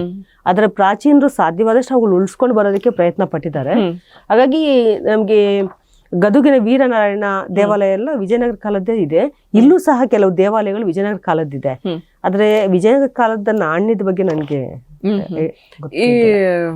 ಇವಾಗ ನಾವು ಶಿಲ್ಪಕಲೆ, ತಾವು ವಾಸ್ತುಶಿಲ್ಪ ವೈಭವ ನೋಡ್ಬೇಕು ಅಂತ ಹೇಳಿದ್ರೆ ಲಕ್ಕುಂಡಿಲಿ ನೋಡ್ಬೇಕು ಅಂತ ಹೇಳಿದ್ರೆ, ಈಗ ನಾವು ಇದುವರೆಗೂ ನಮ್ಮ ಟೆಕ್ಸ್ಟ್ ಬುಕ್ಸಲ್ಲೆಲ್ಲ ನಮಗೆ ಕೊಟ್ಟಿದ್ದೇನು ಗೊತ್ತಾ, ಬೇಲೂರು, ಹಳೇಬೀಡು, ಸೋಮನಾಥ್ಪುರ ಇವೇ ಶಿಲ್ಪಕಲಾ ವೈಭವ ಅಂತ ಹೇಳ್ಬಿಟ್ಟು ಅನ್ಕೊಂಡಿದ್ವಿ. ಆದರೆ ಈಗ ಈ ಲಕ್ಕುಂಡಿಯ ಬಗ್ಗೆ ಒತ್ತ ನೋಡಿದ್ರೆ ಅಲ್ಲಿ ಎಂತೆಂಥ ದೇವಾಲಯಗಳಿವೆ, ಆಮೇಲೆ ಅಲ್ಲಿಯ ಶಿಲ್ಪಕಲೆ ಹೇಗೆ ಭಿನ್ನ ಅದು. ನಮಗೆ ಪ್ರಾರಂಭದ ನಾವಿವತ್ತು ಬೇಲೂರು, ಐಹೊಳೆ, ಶ್ರವಣಬೆಳಗೊಳ ಅಥವಾ ಈ ನಮಗೆ ದಕ್ಷಿಣ ಕರ್ನಾಟಕದ ಹಾಸನದ ಒಂದು ಪ್ರದೇಶಗಳನ್ನ ನಾವು ತುಂಬಾ ವಾಸ್ತುಶಿಲ್ಪದ ಉತ್ತುಂಗ ಸ್ಥಿತಿಲಿ ಕಾಣ್ಬೋದು ಅಂತ ಹೇಳ್ಬಿಟ್ಟು ನಾವು ಹೇಳ್ತೀವಿ. ನಿಜ ಅದು, ಅದರಲ್ಲಿ ಉತ್ಪ್ರೇಕ್ಷಣೆ ಇಲ್ಲ. ಆದ್ರೆ ಅದಕ್ಕೆ ಮೂಲ ಕಲ್ಯಾಣ ಚಾಲುಕ್ಯರ ಒಂದು ವಾಸ್ತುಶಿಲ್ಪ ಅಂತ ಹೇಳ್ಬೋದು. ಇವತ್ತು ನಾವು ಇಲ್ಲಿ ಶಿಲಾಬಾಲಿಕೆಯರನ್ನೆಲ್ಲ ಹೇಳ್ತೀವಿ, ನಾವು ಸಾಲಬಂಜಿಕೆಯರು ಅಂತೇಳಿ ಹೇಳ್ತೀವಲ್ವಾ. ಸಾಲಬಂಜಿಕೆಯರೆಲ್ಲ ನಮಗೆ ಇಲ್ಲಿ ತುಂಬ ಅಪೂರ್ವವಾದ ಕೆತ್ತನೆಗಳಿದೆ. ನಮಗೆ ಬೇಲೂರು ಇರ್ಬೋದು, ಹಳೇಬೀಡು ಇರ್ಬೋದು. ಆದರೆ ಅವುಗಳ ಪೂರ್ವ ಮಾದರಿಗಳು ತುಂಬ ಅದ್ಭುತವಾದ ಶಿಲಾಬಾಲಿಕೆಯನ್ನು ನಾವು ಕಲ್ಯಾಣ ಚಾಲುಕ್ಯರ ಕಾಲದಲ್ಲಿ ನೋಡ್ಬೋದು. ನಮಗೆ ಉದಾಹರಣೆಗೆ ಕುರುವತ್ತಿ, ಬಳ್ಳಾರಿ ಹತ್ರ ಇದೆ. ಆ ಕುರುವತ್ತಿಲಿ ಸೋಮೇಶ್ವರ ದೇವಾಲಯ ಇದೆ. ಅಲ್ಲಿ ಸುಮಾರು ಇಂಥ ಸಾಲಬಂಜಿಕೆಯದೆಲ್ಲ ಕಾಣೆ ಆಗ್ಬಿಟ್ಟಿದೆ ಇವತ್ತು. ಅಲ್ಲಿ ಈಗಲೂ ಸಹ ಒಂದು ಅಷ್ಟಿವಿ ಕಾಣಿಸುತ್ತೆ ನಮಗೆ. ತುಂಬ ಅದ್ಭುತವಾದ ಕೆತ್ತನೆಗಳವೆಲ್ಲ. ಆ ದೇವಾಲಯನೂ ಅಷ್ಟೇ, ಅದ್ರ ಕಲ್ಯಾಣ ಚಾಲುಕ್ಯರ ಕಾಲದ ತುಂಬ ಅದ್ಭುತವಾದ ಒಂದು ಕೆತ್ತನೆಯನ್ನು ಒಳಗೊಂಡಂತಹ ದೇವಾಲಯಗಳು. ಅಂತ ದೇವಾಲಯಗಳು ಇಲ್ಲೂ ಸಹ ನಾವು ನೋಡ್ತೀವಿ. ಲಕ್ಕುಂಡಿಲಿ ತುಂಬಾ ಪೀಸ್ಫುಲ್ ಆಗಿದೆ ಅನ್ಸುತ್ತೆ. ಆಮೇಲೆ ಲಕ್ಕುಂಡಿಲಿ ನಮ್ಗೆ ವಿಶೇಷ ಅಂದ್ರೆ ಪ್ರಾರಂಭದ ರಾಷ್ಟ್ರಕೂಟರ ಇನ್ಫ್ಲೂಯೆನ್ಸ್ ಇರುವಂತಹ ದೇವಾಲಯಗಳು ನೋಡ್ತೀವಿ. ಕಲ್ಯಾಣ ಚಾಲುಕ್ಯರು ಪ್ಯೂರ್ಲಿ ಕಲ್ಯಾಣ ಚಾಲುಕ್ಯರ ವಾಸ್ತುಶೈಲಿಯದೇ ಅಂತ ಹೇಳುವಂತಹ ದೇವಾಲಯಗಳು ನೋಡ್ತೀವಿ. ಅದ್ರ ಜೊತೆಗೆ ಕಲ್ಯಾಣ ಚಾಲುಕ್ಯ ಮತ್ತೆ ಹೊಯ್ಸಳರ ವಾಸ್ತುಶಿಲ್ಪದ ಸಮ್ಮಿಶ್ರದ ಒಂದು ಮಾದರಿಗಳನ್ನು ನೋಡ್ತೀವಿ. ನಮ್ಗೆ ಈ ಸಮ್ಮಿಶ್ರದ ಮಾದರಿಗಳು ಎಲ್ಲೂ ಕಾಣಿಸೋದಿಲ್ಲ, ಬಹುತೇಕ ಕಡಿಮೆ, ತುಂಬಾ ಅಪರೂಪ. ಆದ್ರೆ ಇಲ್ಲಿ ನಮ್ಗೆ ಹೊಯ್ಸಳರು ಸಹ ಆಳ್ವಿಕೆ ನಡೆಸಿದ್ರಿಂದ ಹೊಯ್ಸಳ ಮತ್ತೆ ಕಲ್ಯಾಣ ಚಾಲುಕ್ಯ ಎರಡೂ ಮಾದರಿಗಳ ಒಂದು ಬ್ಲೆಂಡ್ ಅಂತ ಹೇಳ್ತೀವಲ್ವಾ, ಆ ಸಮ್ಮಿಶ್ರ ಶೈಲಿ ವಿಶೇಷವಾದ ಆಕರ್ಷಣೆ ಅಂತೇಳಿ ಹೇಳ್ಬೋದು. ನಮ್ಗೆ ಕಾಶಿ ವಿಶ್ವೇಶ್ವರ ದೇವಾಲಯ ಇರ್ಬೋದು, ನನ್ನೇಶ್ವರ ದೇವಾಲಯ ಇರ್ಬೋದು, ಆಮೇಲೆ ಕಾಶಿ ವಿಶ್ವನಾಥ ದೇವಾಲಯ ಇರ್ಬೋದು, ಆಮೇಲೆ ಒಳಗಡೆ ಇನ್ನೊಂದು ದೇವಾಲಯ ಇದೆ ಅಂತ ತುಂಬಾ ದೇವಾಲಯಗಳಿದೆ ಅಲ್ಲೆಲ್ಲ. ಆ ಎಲ್ಲ ದೇವಾಲಯಗಳು ಸಹ ನಮ್ಗೆ ಈ ಒಂದು ಮಿಶ್ರಣವನ್ನ ನಾವು ನೋಡ್ತೀವಿ. ಚೆನ್ನಾಗಿವೆ, ತುಂಬಾ ದೇವಾಲಯಗಳಿದೆ ಅಲ್ಲೂ ಅಷ್ಟೇ. ಮತ್ತೆ ಶಿಲ್ಪಕಲೆಗೂ ಅಷ್ಟೇ ತುಂಬಾ ಇದೆ. ಆಮೇಲೆ ದೇವಾಲಯಗಳ ಭಿತ್ತಿಗಳಲ್ಲೂ ಅಷ್ಟೇ ನಮ್ಗೆ ಪೌರಾಣಿಕ ಒಂದು ಕಥಾನಕ ನಿರೂಪಣೆ ಇರುವಂತ ಒಂದು ಚಿತ್ರಗಳು ಸಹ ನಾವು ನೋಡ್ಬೋದು. ಚಾಲುಕ್ಯರ ಕಾಲದ ಏನು ಲೊಕ್ಕಿಗುಂಡಿ, ಈಗಿನ ಲಕ್ಕುಂಡಿ ಪ್ರಾಚ್ಯ ವಸ್ತು ಸಂಶೋಧಕರಿಗೆ ನಿಜವಾಗ್ಲೂ ಒಂದು ಅಕ್ಷಯ ಪಾತ್ರ ತರ ಇದೆ ಇವತ್ತಿಗೂ ಅಂತ ಹೇಳ್ಬಿಟ್ಟು ಹೇಳೋದು. ಅದು ಉತ್ಪ್ರೇಕ್ಷೆನೂ ಅಲ್ಲ, ಕ್ಲೀಶೆನೂ ಅಲ್ಲ. ಇದು ಮುಂದೆ ಏನು, ಇದರ ಭವಿಷ್ಯ ಏನು, ಈ ಊರಿನ ಭವಿಷ್ಯ ಹೇಗೆ? ಈವರೆಗೂ ಊರಿನ ಭವಿಷ್ಯ 1-2 ವರ್ಷದಿಂದನೂ ಸ್ವಲ್ಪ ನಮಗೂ ಕಣ್ಮುಂದೆ ಬಂದಿರಲಿಲ್ಲ. ಆದರೆ ಈಗ ಸ್ಪಷ್ಟವಾಗಿ ಗೋಚರ ಆಗ್ತಿದೆ.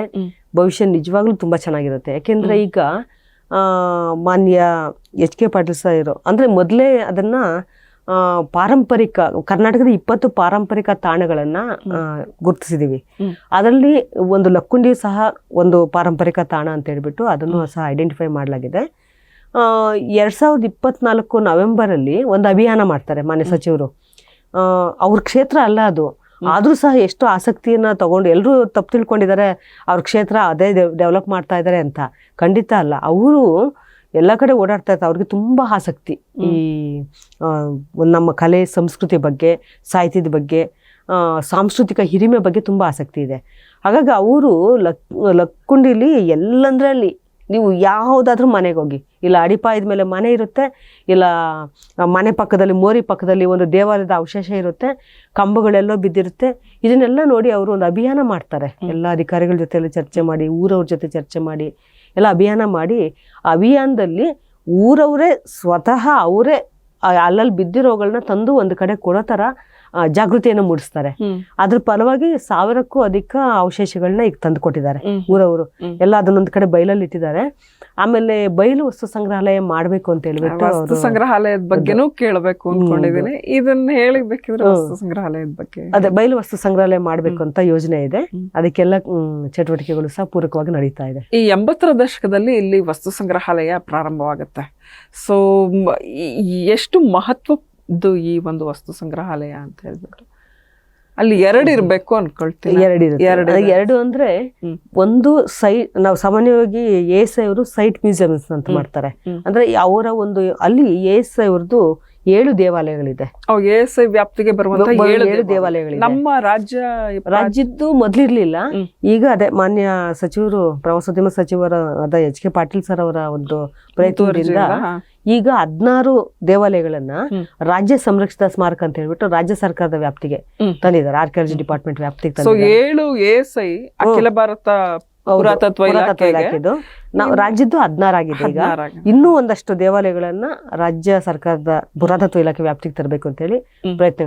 ಒಂದು ಏನು ಅನುಕೂಲ ಅಂದ್ರೆ ರಾಜ್ಯ ಒಂದು ಈ ತರ ಸರ್ಕಾರಗಳ ವ್ಯಾಪ್ತಿಗೆ ಬಂದ್ರೆ ಅದು ASI ಇರ್ಬೋದು ಅಥವಾ ರಾಜ್ಯದ್ದಿರ್ಬೋದು, ಬಂದ್ರೆ ಏನು ಅಂದ್ರೆ ಹಾಳಾಗೋ ಸಾಧ್ಯತೆಗಳು ತುಂಬಾ ಕಡಿಮೆ ಆಗ್ಬಿಡುತ್ತೆ. ಅದಕ್ಕೊಂದು ರಕ್ಷಣೆ ಇರುತ್ತೆ. ಮತ್ತೆ ಏನಾದ್ರು ಸೋರ್ತಾ ಇದೆ ಅಂತವೆಲ್ಲ ಜೀರ್ಣೋದ್ಧಾರ ಕಾಮಗಾರಿಗಳು ನಡೀತಾ ಇರುತ್ತೆ. ಆಮೇಲೆ ಆ ಕಾಮಗಾರಿಗಳು ಸುಮ್ಮನೆ ಮಾಡೋದಲ್ಲ, ಅದನ್ನ ನಮ್ಮ ಒಂದು ಪರಂಪರೆ ಮತ್ತೆ ದೇವಾಲಯಗಳ ವಾಸ್ತುಶಿಲ್ಪದ ಆಧಾರದ ಮೇಲೆ ಅದೇ ರೀತಿನೇ ಮಾಡ್ತಾರೆ. ಹಾಗಾಗಿ ಅದೊಂದು ಚೆನ್ನಾಗಿ ಮಾಡ್ತಾ ಇದ್ದಾರೆ. ಆಮೇಲೆ ಈಗ ಬಯಲು ವಸ್ತು ಸಂಗ್ರಹ, ನಾನು ಈಗ ಹೇಳಿದಾಗೆ ಎಲ್ಲ ಸಂಗ್ರಹವಾಗೋದನ್ನೆಲ್ಲ ಒಂದು ಕಡೆ ತಂದಿಟ್ಟಿದ್ದಾರೆ.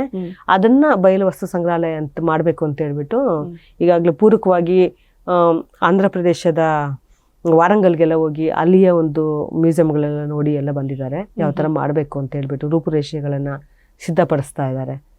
ಹಾಗಾಗಿ ಮುಂದೆ ಅದೊಂದು ಪ್ರಸಿದ್ಧ ಪ್ರವಾಸಿ ಕೇಂದ್ರ ಆಗೋದ್ರಲ್ಲಿ ಅಲ್ವಾ, ಆಮೇಲೆ ಇವರಿಗೆ ಸಂಶೋಧನಾರ್ಥಿಗಳಿಗೆ ಅಕ್ಷಯ ಗಣಿ ಆಗೋದ್ರಲ್ಲಿ ಆಶ್ಚರ್ಯ ಇಲ್ಲ. ಸಂಶೋಧಕರಿಗಂತೂ ಹೌದು ಬಹಳ ಏನು ಒಂದು ಬತ್ತಲಾರದ ಗಂಗೆ, ಅಧ್ಯಯನ ಮಾಡಿದ್ರು ಮುಗಿಯಲ್ಲ. ಆಮೇಲೆ ಶಾಸನಗಳು ಈಗಾಗಲೇ ನಮ್ಗೆ ಲಕ್ಕುಂಡಿಯಲ್ಲೇ ಸುಮಾರು 100ಕ್ಕೂ ಅದಕ್ಕೂ ಶಾಸನಗಳು ಸಿಕ್ಕಿದೆ. ಆಮೇಲೆ ಲಕ್ಕುಂಡಿಯನ್ನು ಉಲ್ಲೇಖ ಮಾಡುವಂತದ್ದು ಗದಗು ಆ ಸುತ್ತಮುತ್ತ ತುಂಬಾ ಶಾಸನಗಳಿದೆ. ಓಕೆ, ನಮ್ ನಿಜವಾಗ್ಲು ಯಾಕೆಂದ್ರೆ 10-11ನೇ ಶತಮಾನದ ಜನಜೀವನ, ಆ ಸಾಮಾಜಿಕ ವ್ಯವಸ್ಥೆ ಅವೆಲ್ಲವನ್ನು ತಿಳ್ಕೊಬೇಕು ಅಂತ ಹೇಳಿದ್ರೆ ಇವೇ ಈ ಸಾಕ್ಷಿ ಕಲ್ಲುಗಳೇನೆ. ಖಂಡಿತ. ಈಗ ಎಷ್ಟು ಎಲೆ ವ್ಯಾಪಾರದ್ದು ಒಂದು ಇಡೀ ಶಾಸನದಲ್ಲಿ ಎಷ್ಟು ಚೆನ್ನಾಗಿ ನಡೀತಿತ್ತು ಅನ್ನೋದನ್ನ ಇಡೀ ಒಂದು ಶಾಸನ ಹೇಳುತ್ತೆ. ಏನು ವೀಳ್ಯದೆಲೆ ವ್ಯಾಪಾರದ್ದು ಆ ಕಾಲಕ್ಕೆ ಇತ್ತ, ಮೊದ್ಲಿಂದಲೂ ಇದೆ ವೀಳ್ಯದೆಲೆ. ಗದಗ ಆಕ್ಚುಲಿ ಅಡಿಕೆ ಸುಪಾರಿ ಫೇಮಸ್. ಆದ್ರೆ ವೀಳ್ಯದೆಲೆದು ಅಲ್ಲಿ ಎಲಿಶೀರು ಅಂತಿದೆ, ಅವ್ರಿಗೂ ಸಹ ಎಲಿಶೀರು ಅಂತಲೇ ಕರೀತಾರೆ. ಇಲ್ಲಂತೂ ಒಂದು ಶಾಸನದಲ್ಲಿ ಸಂಪೂರ್ಣವಾಗಿ ವಿವರವಾಗಿ ಕೊಡ್ತಾರೆ. ಎಷ್ಟು ಒಂದು ಬಂಡಿಗೆ ಎಷ್ಟು, ಒಂದು ಹೇರಿಗೆ ಎಷ್ಟು ಸುಂಕ, ಒಂದು ಬಂಡಿ ಎಲೆಗೆ ಎಷ್ಟು ಸುಂಕ, ಮತ್ತೆ ಅದಕ್ಕೆ ಎಷ್ಟೋ ಸಂದರ್ಭಗಳಲ್ಲಿ ಚಿನ್ನನ ವಿನಿಮಯ ಮಾಡ್ಕೊಳ್ತಾ ಇರ್ತಾರೆ. ಲೆಕ್ಕಕೊಳ್ಳಿ, ಅಂದ್ರೆ ಎಲೆ ವ್ಯಾಪಾರ ಅಲ್ಲಿ ಭರ್ಜರಿಯಾಗಿ ನಡೀತಾ ಇರುತ್ತೆ. ಇವೆಲ್ಲ ಇದೆ. ಅಂದ್ರೆ ಅವಾಗಿನ ಒಂದು ಕಾಲದಲ್ಲಿ ನಮ್ಮ ಒಂದು ಏನೋ ಆರ್ಥಿಕ ಪರಿಸ್ಥಿತಿ ತುಂಬಾ ಚೆನ್ನಾಗಿತ್ತು ಅಂತ ಅನ್ಸುತ್ತೆ. ಖಂಡಿತ ಅಲ್ವಾ? ಯಾಕೆ ಅಂತ ಹೇಳಿದ್ರೆ ಚಿನ್ನನ ಆ ಮಟ್ಟಕ್ಕೆ ನಾವು ಬಳಸ್ತಾ ಇದ್ವಿ. ಆನಂತರ ಆ ಚಿನ್ನನ ನವಿಲಚ್ಚಿ ಪೊನ್ನಿಗೆ ಈ ಸಂಡೂರು ಕುಡುತೀನಿ ಅಂತಿದೆ, ಅಲ್ಲಿ ಒಂದು ಶಾಸನದಲ್ಲಿ ಸ್ಪಷ್ಟವಾಗಿ ಹೇಳ್ತಾರೆ, ಅಲ್ಲಿ ಕುಡುತೀನಿ. ಆಮೇಲೆ ಕುಮಾರಸ್ವಾಮಿ ಬೆಟ್ಟ ಇದೆ ನೋಡಿ, ಅದೆಲ್ಲ ಸ್ವಲ್ಪ ಈ ಸ್ಕಂದ ಅಂದ್ರೆ ಷಣ್ಮುಗನ ಆರಾಧನೆ ಜಾಸ್ತಿ, ಸ್ಕಂದನ ಆರಾಧನೆ. ಅಲ್ಲಿ ನವಿಲಚ್ಚಿನ ಪೊನ್ನು ಅಂತೇಳಿ ಮಾಡ್ತಾರೆ. ಈ ಲೊಕ್ಕಿಗುಂಡಿ ಗದ್ಯಾಣನ ಪರಿವರ್ತನೆ ಮಾಡಿ ಅದು ನವಿಲಚ್ಚಿನ ಗದ್ಯಾಣ ಮಾಡ್ತಾರೆ, ಪೊನ್ನು ಮಾಡ್ತಾರೆ. ಅದ್ರ ನಂತರ ಅದು ಗದ್ಯಾಣಗಳು ಸ್ವಲ್ಪ ಬದಲಾವಣೆ ಆಗ್ತಾ ಹೋಗುತ್ತೆ. ಆ ಉಲ್ಲೇಖಗಳು ಸಿಗುತ್ತೆ ನಮ್ಗೆ ನಂತರದ ಕಾಲಘಟ್ಟದಲ್ಲಿ. ನೋಡಿ ಅಲ್ಲ, ಕವಿಗಳಿಗೆ ಆಶ್ರಯ ತಾಣ, ಸುವರ್ಣ ಭೂಮಿ, ಏನಿಲ್ಲ ಏನುಂಟು ಏನಿಲ್ಲ. ಆಮೇಲೆ ಬಾವಿಗಳು ಎಂತೆಂತ ತುಂಬಾ ನಮ್ಗೆ 101 ಬಾವಿ ಒಂದು ಊರಲ್ಲಿ ಅಂತ ಹೇಳಿದ್ರೆ ಅದ್ಭುತವಾದ ಬಾವಿಗಳು. ಆಮೇಲೆ ಬಾವಿಗಳು ಸುತ್ತಲೂ ಸಹ ನಿಮ್ಗೆ ಮಂಟಪಗಳಿದೆ, ಅದನ್ನು ಗಮನಿಸ್ಬೇಕು. ಈಗ ಬಾವಿಗಳು ಯಾವ ಉದ್ದೇಶಕ್ಕೆ ಬಳಸ್ತಿದ್ರು? ನೀರಾವರಿ ಉದ್ದೇಶಕ್ಕೂ ನೀರಾವರಿ, ಕುಡಿಯೋ ನೀರು ಆ ಉದ್ದೇಶ. ಅದ್ರ ಜೊತೆಗೆ ಈಗ ದೇವಾಲಯಗಳ ಸ್ಥಾನಪತಿಗಳು ಇರ್ತಾ ಇದ್ರು, ಅವರು ಸಹ ಆ ದೇವಾಲಯಗಳ ಬದಿಲೇ ಮನೆ ಮಾಡ್ಕೊಂಡು ಅವರ ಒಂದು ಇದಕ್ಕೂ ಆಗ್ತಾ ಇತ್ತು, ಉಪಯೋಗಕ್ಕೂ ಆಗ್ತಾ ಇತ್ತು. ಅಂದ್ರೆ ಸಾರ್ವಜನಿಕ, ವೈಯಕ್ತಿಕ ಮತ್ತೆ ಸಾಮೂಹಿಕ ಎಲ್ಲ ರೀತಿಯಲ್ಲೂ ಸಹ ಆ ಬಾವಿಗಳು ಉಪಯೋಗ ಆಗ್ತಾ ಇತ್ತು ಅಂತ ಕಾಣುತ್ತೆ. ಇನ್ನೊಂದು ಏನ್ ಹೇಳ್ಬೋದು ಅಂದ್ರೆ, ಇವತ್ತು ನಾವು ಚಿಕ್ಕವರಿದ್ದಾಗೂ ಕೆಲವು ಸಮೂಹಗಳಿಗೆ ಕೆಲವು ಬಾವಿಗಳು ಇರ್ತಾ ಇತ್ತು. ಬಹುಶಃ ಇದನ್ನು ಸಹ ಆಯಾ ಕೇರಿಗಳಲ್ಲಿ ಆಯಾ ಸಮೂಹಕ್ಕೆ ಮೀಸಲಾಗುವಂತಹ ಕಟ್ಟಿರ್ಬೋದು. ದೊಡ್ಡ ಊರು ಈಗಲೂ ಸಹ ನಮ್ಗೆ ಲಕ್ಕುಂಡಿ ತುಂಬಾ ದೊಡ್ಡ ಪಟ್ಟಣ. ನಮ್ಗೆ ನಾನು ಅಡ್ಡಾಡ್ತಾ ಇರ್ತೀನಿ, ನೋಡ್ತಾ ಇರ್ತೀನಿ, ಆ ಮೂಲೆಯಿಂದ ಈ ಮೂಲೆವರೆಗೂ ಎಲ್ಲಾ ಕಡೆನೂ ಸಹ ದೊಡ್ಡ ಪಟ್ಟಣವಾಗಿ ಬೆಳೆದಿದೆ. ಅದು ತಾಲೂಕು ಕೇಂದ್ರವಾಗಿ ಮಾಡುವಂತ ದೊಡ್ಡ ಪಟ್ಟಣ ಅದು. ಬಹುಶಃ ಆಗಿನ ಕಾಲದಲ್ಲೂ ಅಷ್ಟೇ ದೊಡ್ಡದಿರ್ಬಹುದು. ಹಾಗಾಗಿ ಬಹುಶಃ ಆ ಒಂದು ಸಮುದಾಯಗಳಿಗೆ ತಕ್ಕಂತೆ ಬಾವಿಗಳು ಸಹ ನಿರ್ಮಾಣ ಆಗಿರೋ ಸಾಧ್ಯತೆಗಳು ಇದೆ ಅಂತ ಹೇಳ್ಬೋದು. ಈಗ ಮಧ್ಯಪ್ರದೇಶದಲ್ಲಿ ಇವರು ಕೆ ಮಹಮ್ಮದ್ ಅವರು ಎಲ್ಲ ಬಿದ್ದೋಗಿದ್ದಂತಹ ಒಂದು ದೇವಾಲಯ ಸಮುಚ್ಚಯವನ್ನೇ ಅವರು ಸಿದ್ಧಪಡಿಸಿ ಹೌದು ಹೇಗೆ ಜೀವಂತವಾಗಿ ನಿಲ್ಸಿದ್ದಾರೆ ಅದನ್ನ, ಆ ತರಹ ಇಲ್ಲೂ ಮಾಡೋ ಅಂದ್ರೆ ಇತಿಹಾಸದ ಮರುಸೃಷ್ಟಿ ಅಂದ್ರೆ ತುಂಬಾ ಕಷ್ಟ ಇದೆ. ಊರು ತುಂಬಾ ಬೆಳೆದಿದೆ, ನಗರವಾಗಿ ಬೆಳೆದ್ಬಿಟ್ಟಿದೆ. ಈಗ ಅಲ್ಲಿ ಮಧ್ಯಪ್ರದೇಶದ ನಿದರ್ಶನ ನೀವ್ ಹೇಳಿದ್ದು ಅದು ಜನನಿಬಿಡ ಪ್ರದೇಶ ಆಗಿತ್ತು, ಪಾಳು ಬಿದ್ದಿತ್ತು. ಅದು ಇಲ್ಲಿ ಹಾಗಲ್ಲ, ಇಲ್ಲಿ ಊರು ಬೆಳೆದ್ಬಿಟ್ಟಿದೆ. ಈಗ ಎಲ್ರನ್ನೂ ಒಕ್ಕಲೆಬ್ಬಿಸ್ಬೇಕು ಅಂದ್ರೆ ಕಷ್ಟ ಆಗುತ್ತೆ. ಈಗಾಗ್ಲೇ ಅದು ಚರ್ಚೆಗಳು ಆಗ್ತಾ ಇದೆ, ಸ್ಥಳಾಂತರ ಆಗ್ಬೇಕು, ಅದೆಲ್ಲ ಊಹಾಪೋಹಗಳು. ಅಂತದ್ದು ಯಾವ್ದು ಸದ್ಯಕ್ಕೆ ಯಾರ ಮನ್ಸಲ್ಲೂ ಇಲ್ಲ. ಅಂದ್ರೆ ಪ್ರತಿಯೊಂದು ಅಲ್ಲಿ ಸ್ಥಳೀಯರು ಹೇಳೋ ಪ್ರಕಾರ ಮನೆಗಳ ಮೇಲೆ ಎಲ್ಲ ಮನೆಗಳು ಕಟ್ಕೊಂಡಿದ್ದಾರೆ, ಅಂದ್ರೆ ದೇವಾಲಯದ ಅವಶೇಷಗಳ ಮೇಲೆಲ್ಲ ಕಟ್ಕೊಂಡಿದ್ದಾರೆ ಅಂತ ಹೇಳಿ ಹೇಳ್ತಾರೆ. ಆದ್ರೆ ಕೆಲವು ಕಡೆ ಎಲ್ಲೆಲ್ಲಿ ಸಾಧ್ಯ ಆಗುತ್ತೆ ಅಂತ ಕಡೆ ಎಲ್ಲ ತೆರವುಗೊಳಿಸ್ತಾ ಇದಾರೆ. ಉದಾಹರಣೆಗೆ ಕಲ್ಮಠ ಅಂತ ಒಂದಿತ್ತು, ಆ ಕಲ್ಮಠದಲ್ಲಿ ವಾಸವಾಗಿದ್ರು ಯಾರೋ, ಈಗ ಅವರಿಗೆಲ್ಲ ಪರಿಹಾರ ಕೊಟ್ಟು ಈಗ ಕಲ್ಮಠನ ತೆರವುಗೊಳಿಸಿದ್ದಾರೆ. ಇನ್ನು ಅಂತ ಹಲವಾರು ಎಲ್ಲಿ ಸಾಧ್ಯ ಆಗುತ್ತೋ ಅಂತ ದೇವಾಲಯಗಳನ್ನ ತೆರವುಗೊಳಿಸಿ ಸಪ್ರೇಟ್ ಆಗಿ ಮಾಡ್ತಾ ಇದ್ದಾರೆ. ಒಳ್ಳೆಯದು. ನಮ್ಮ ಒಂದು ಇತಿಹಾಸವನ್ನ ನಾವು ಸಂರಕ್ಷಿಸಿ ಮುಂದಿನ ಪೀಳಿಗೆಯವರಿಗೆ ಇದನ್ನ ವಹಿಸ್ಕೊಡ್ಬೇಕು ಅಲ್ವಾ? ಇದು ನಮ್ಮ ಜವಾಬ್ದಾರಿ. ಈ ಒಂದು ನಿಟ್ಟಿನಲ್ಲಿ ಕರ್ನಾಟಕ ಸರ್ಕಾರ, ವಿಶೇಷವಾಗಿ ಕಾನೂನು ಮತ್ತು ಪ್ರವಾಸೋದ್ಯಮ ಸಚಿವರಾದ ಶ್ರೀ ಎಚ್ ಕೆ ಪಾಟೀಲ್ ಅವರ ನೇತೃತ್ವದಲ್ಲಿ ಈಗೇನು ಕ್ರಮಗಳನ್ನು ಕೈಗೊಂಡಿದ್ದಾರೆ, ನಡೆಸ್ತಾ ಇದ್ದಾರೆ, ಶ್ಲಾಘನಾರ್ಹ ಅದು. ಈ ಎಲ್ಲ ವಿವರಗಳ ಬಗ್ಗೆ ತಾವು ಇತಿಹಾಸದಿಂದ ಹಿಡಿದು ಇವತ್ತಿನವರೆಗೆ ಸಾಕಷ್ಟು ವಿವರಗಳನ್ನು ಕೊಟ್ಟಿದ್ದೀರಿ. ಧನ್ಯವಾದಗಳು ಮೇಡಮ್ ತಮಗೆ. ಧನ್ಯವಾದಗಳು. ನಾನು ಧನ್ಯವಾದಗಳು ಹೇಳೋದಕ್ಕೆ ಮೊದಲು ಇನ್ನೊಂದು ವಿಷಯ ಏನು ಅಂದ್ರೆ, ಇದು ಕೇವಲ ನಮ್ಮ ಕರ್ನಾಟಕದಲ್ಲಿ ತುಂಬಾ ಮಾನ್ಯುಮೆಂಟ್ಸ್ ಇದೆ. ತುಂಬಾ ಅಂದ್ರೆ ನಾವು ಸುಮ್ಮನೆ ರಫ್ ಆಗಿ ಲೆಕ್ಕ ಹಾಕೋದಾದ್ರೆ 25,000ಕ್ಕಿಂತ ಜಾಸ್ತಿ ಇದೆ. ಆಮೇಲೆ ವೈವಿಧ್ಯತೆ, ವೈಶಿಷ್ಟ್ಯತೆ ದೃಷ್ಟಿಯಿಂದ ನಾನು ಕರ್ನಾಟಕದವಳು ಅಂತ ನಾನು ಹೆಮ್ಮೆಯಿಂದ ಹೇಳ್ಕೊಳ್ಳೋದಲ್ಲ, ವಾಸ್ತವಾಗ್ಲೂ ಸಹ ನಾನೊಬ್ಬ ಸಂಶೋಧಕಿಯಾಗಿ ಹೇಳೋದಾದ್ರೆ ನಾನು ಗಮನಿಸಿರೋ ಮಟ್ಟಿಗೆ ತುಂಬಾ ವೈವಿಧ್ಯಮಯವಾದ, ವೈಶಿಷ್ಟ್ಯಮಯವಾದ ಸ್ಮಾರಕ ಶಿಲ್ಪಗಳು, ದೇವಾಲಯಗಳು ಇಲ್ಲಿದೆ. ಭವ್ಯವಾದದ್ದು ಇದೆ, ಮಹತ್ತದ್ದು ಇದೆ, ಬೃಹತ್ತದ್ದು ಇದೆ, ಎಲ್ಲ ರೀತಿಯಿಂದಲೂ ಇದೆ. ಹೀಗಾಗಿ ಎಲ್ಲನೂ ಸರ್ಕಾರನೇ ಮಾಡಬೇಕು, ಸರ್ಕಾರನೇ ನೋಡ್ಕೋಬೇಕು ಅನ್ನೋ ಒಂದು ಅಭಿಪ್ರಾಯ ಅಥವಾ ಒಂದು ಮನೋಭಾವ ನಮ್ಮ ಜನರಲ್ಲಿದೆ. ನಾನು ಹೇಳೋದೇನು ಅಂದರೆ, ನನ್ನ ಊರು ನನ್ನ ಹೆಮ್ಮೆ, ನನ್ನ ಗ್ರಾಮ ನನ್ನ ಹೆಮ್ಮೆ, ನಾನಿರುವ ಸ್ಥಳ ನನ್ನ ಹೆಮ್ಮೆ ಅನ್ನೋ ಒಂದು ಭಾವನೆ ನನಗೆ ಬಂದು ಪ್ರತಿಯೊಬ್ಬರೂ ಸಹ ತಮ್ಮ ತಮ್ಮ ಊರಿನ ಇತಿಹಾಸವನ್ನು ಕಾಪಾಡಿಕೊಳ್ಳೋದಕ್ಕೆ ಪ್ರಯತ್ನ ಪಟ್ಟರೆ ಖಂಡಿತ ನಮ್ಮ ಕರ್ನಾಟಕವನ್ನು ನಾವು ತುಂಬ ಈ ವಿಷಯದಲ್ಲಿ ನಮ್ಮ ಪರಂಪರೆ ಮತ್ತು ಸಂಸ್ಕೃತಿಯನ್ನು ಉಳಿಸುವ ನಿಟ್ಟಿನಲ್ಲಿ ಮಾದರಿ ರಾಜ್ಯವನ್ನಾಗಿ ಮಾಡ್ಬೋದು. ಈ ನಿಟ್ಟಿನಲ್ಲಿ ನಾನು ಎಲ್ಲರಲ್ಲೂ ಮನವಿ ಮಾಡ್ಕೊಳ್ತೀನಿ, ನಮ್ಮ ಊರಿನ ಇತಿಹಾಸವನ್ನು ನಾವು ಕಾಪಾಡ್ಕೊಳ್ತಾ ಹೋದರೆ ಖಂಡಿತ ಇದೊಂದು ಮಹತ್ ಸಾಧನೆ ಆಗುತ್ತೆ, ಒಂದು ಮೈಲಿಗಲ್ಲಾಗುತ್ತೆ, ಮತ್ತು ಒಂದು ದಿಕ್ಸೂಚಿ ಸಹ ಆಗುತ್ತೆ ಅನ್ನೋದನ್ನು ಹೇಳ್ತಾ ಇಲ್ಲಿ ಬಂದು ಮಾತಾಡೋದಕ್ಕೆ ಅವಕಾಶ ಮಾಡಿಕೊಟ್ಟಂತಹ ನಿಮಗೂ ಸಂಯುಕ್ತ ಕರ್ನಾಟಕ ಡಿಜಿಟಲ್ ಮಾಧ್ಯಮದವ್ರಿಗೂ ಸಹ ವಂದನೆಗಳನ್ನು ಸಲ್ಲಿಸ್ತೀನಿ. ಧನ್ಯವಾದಗಳು.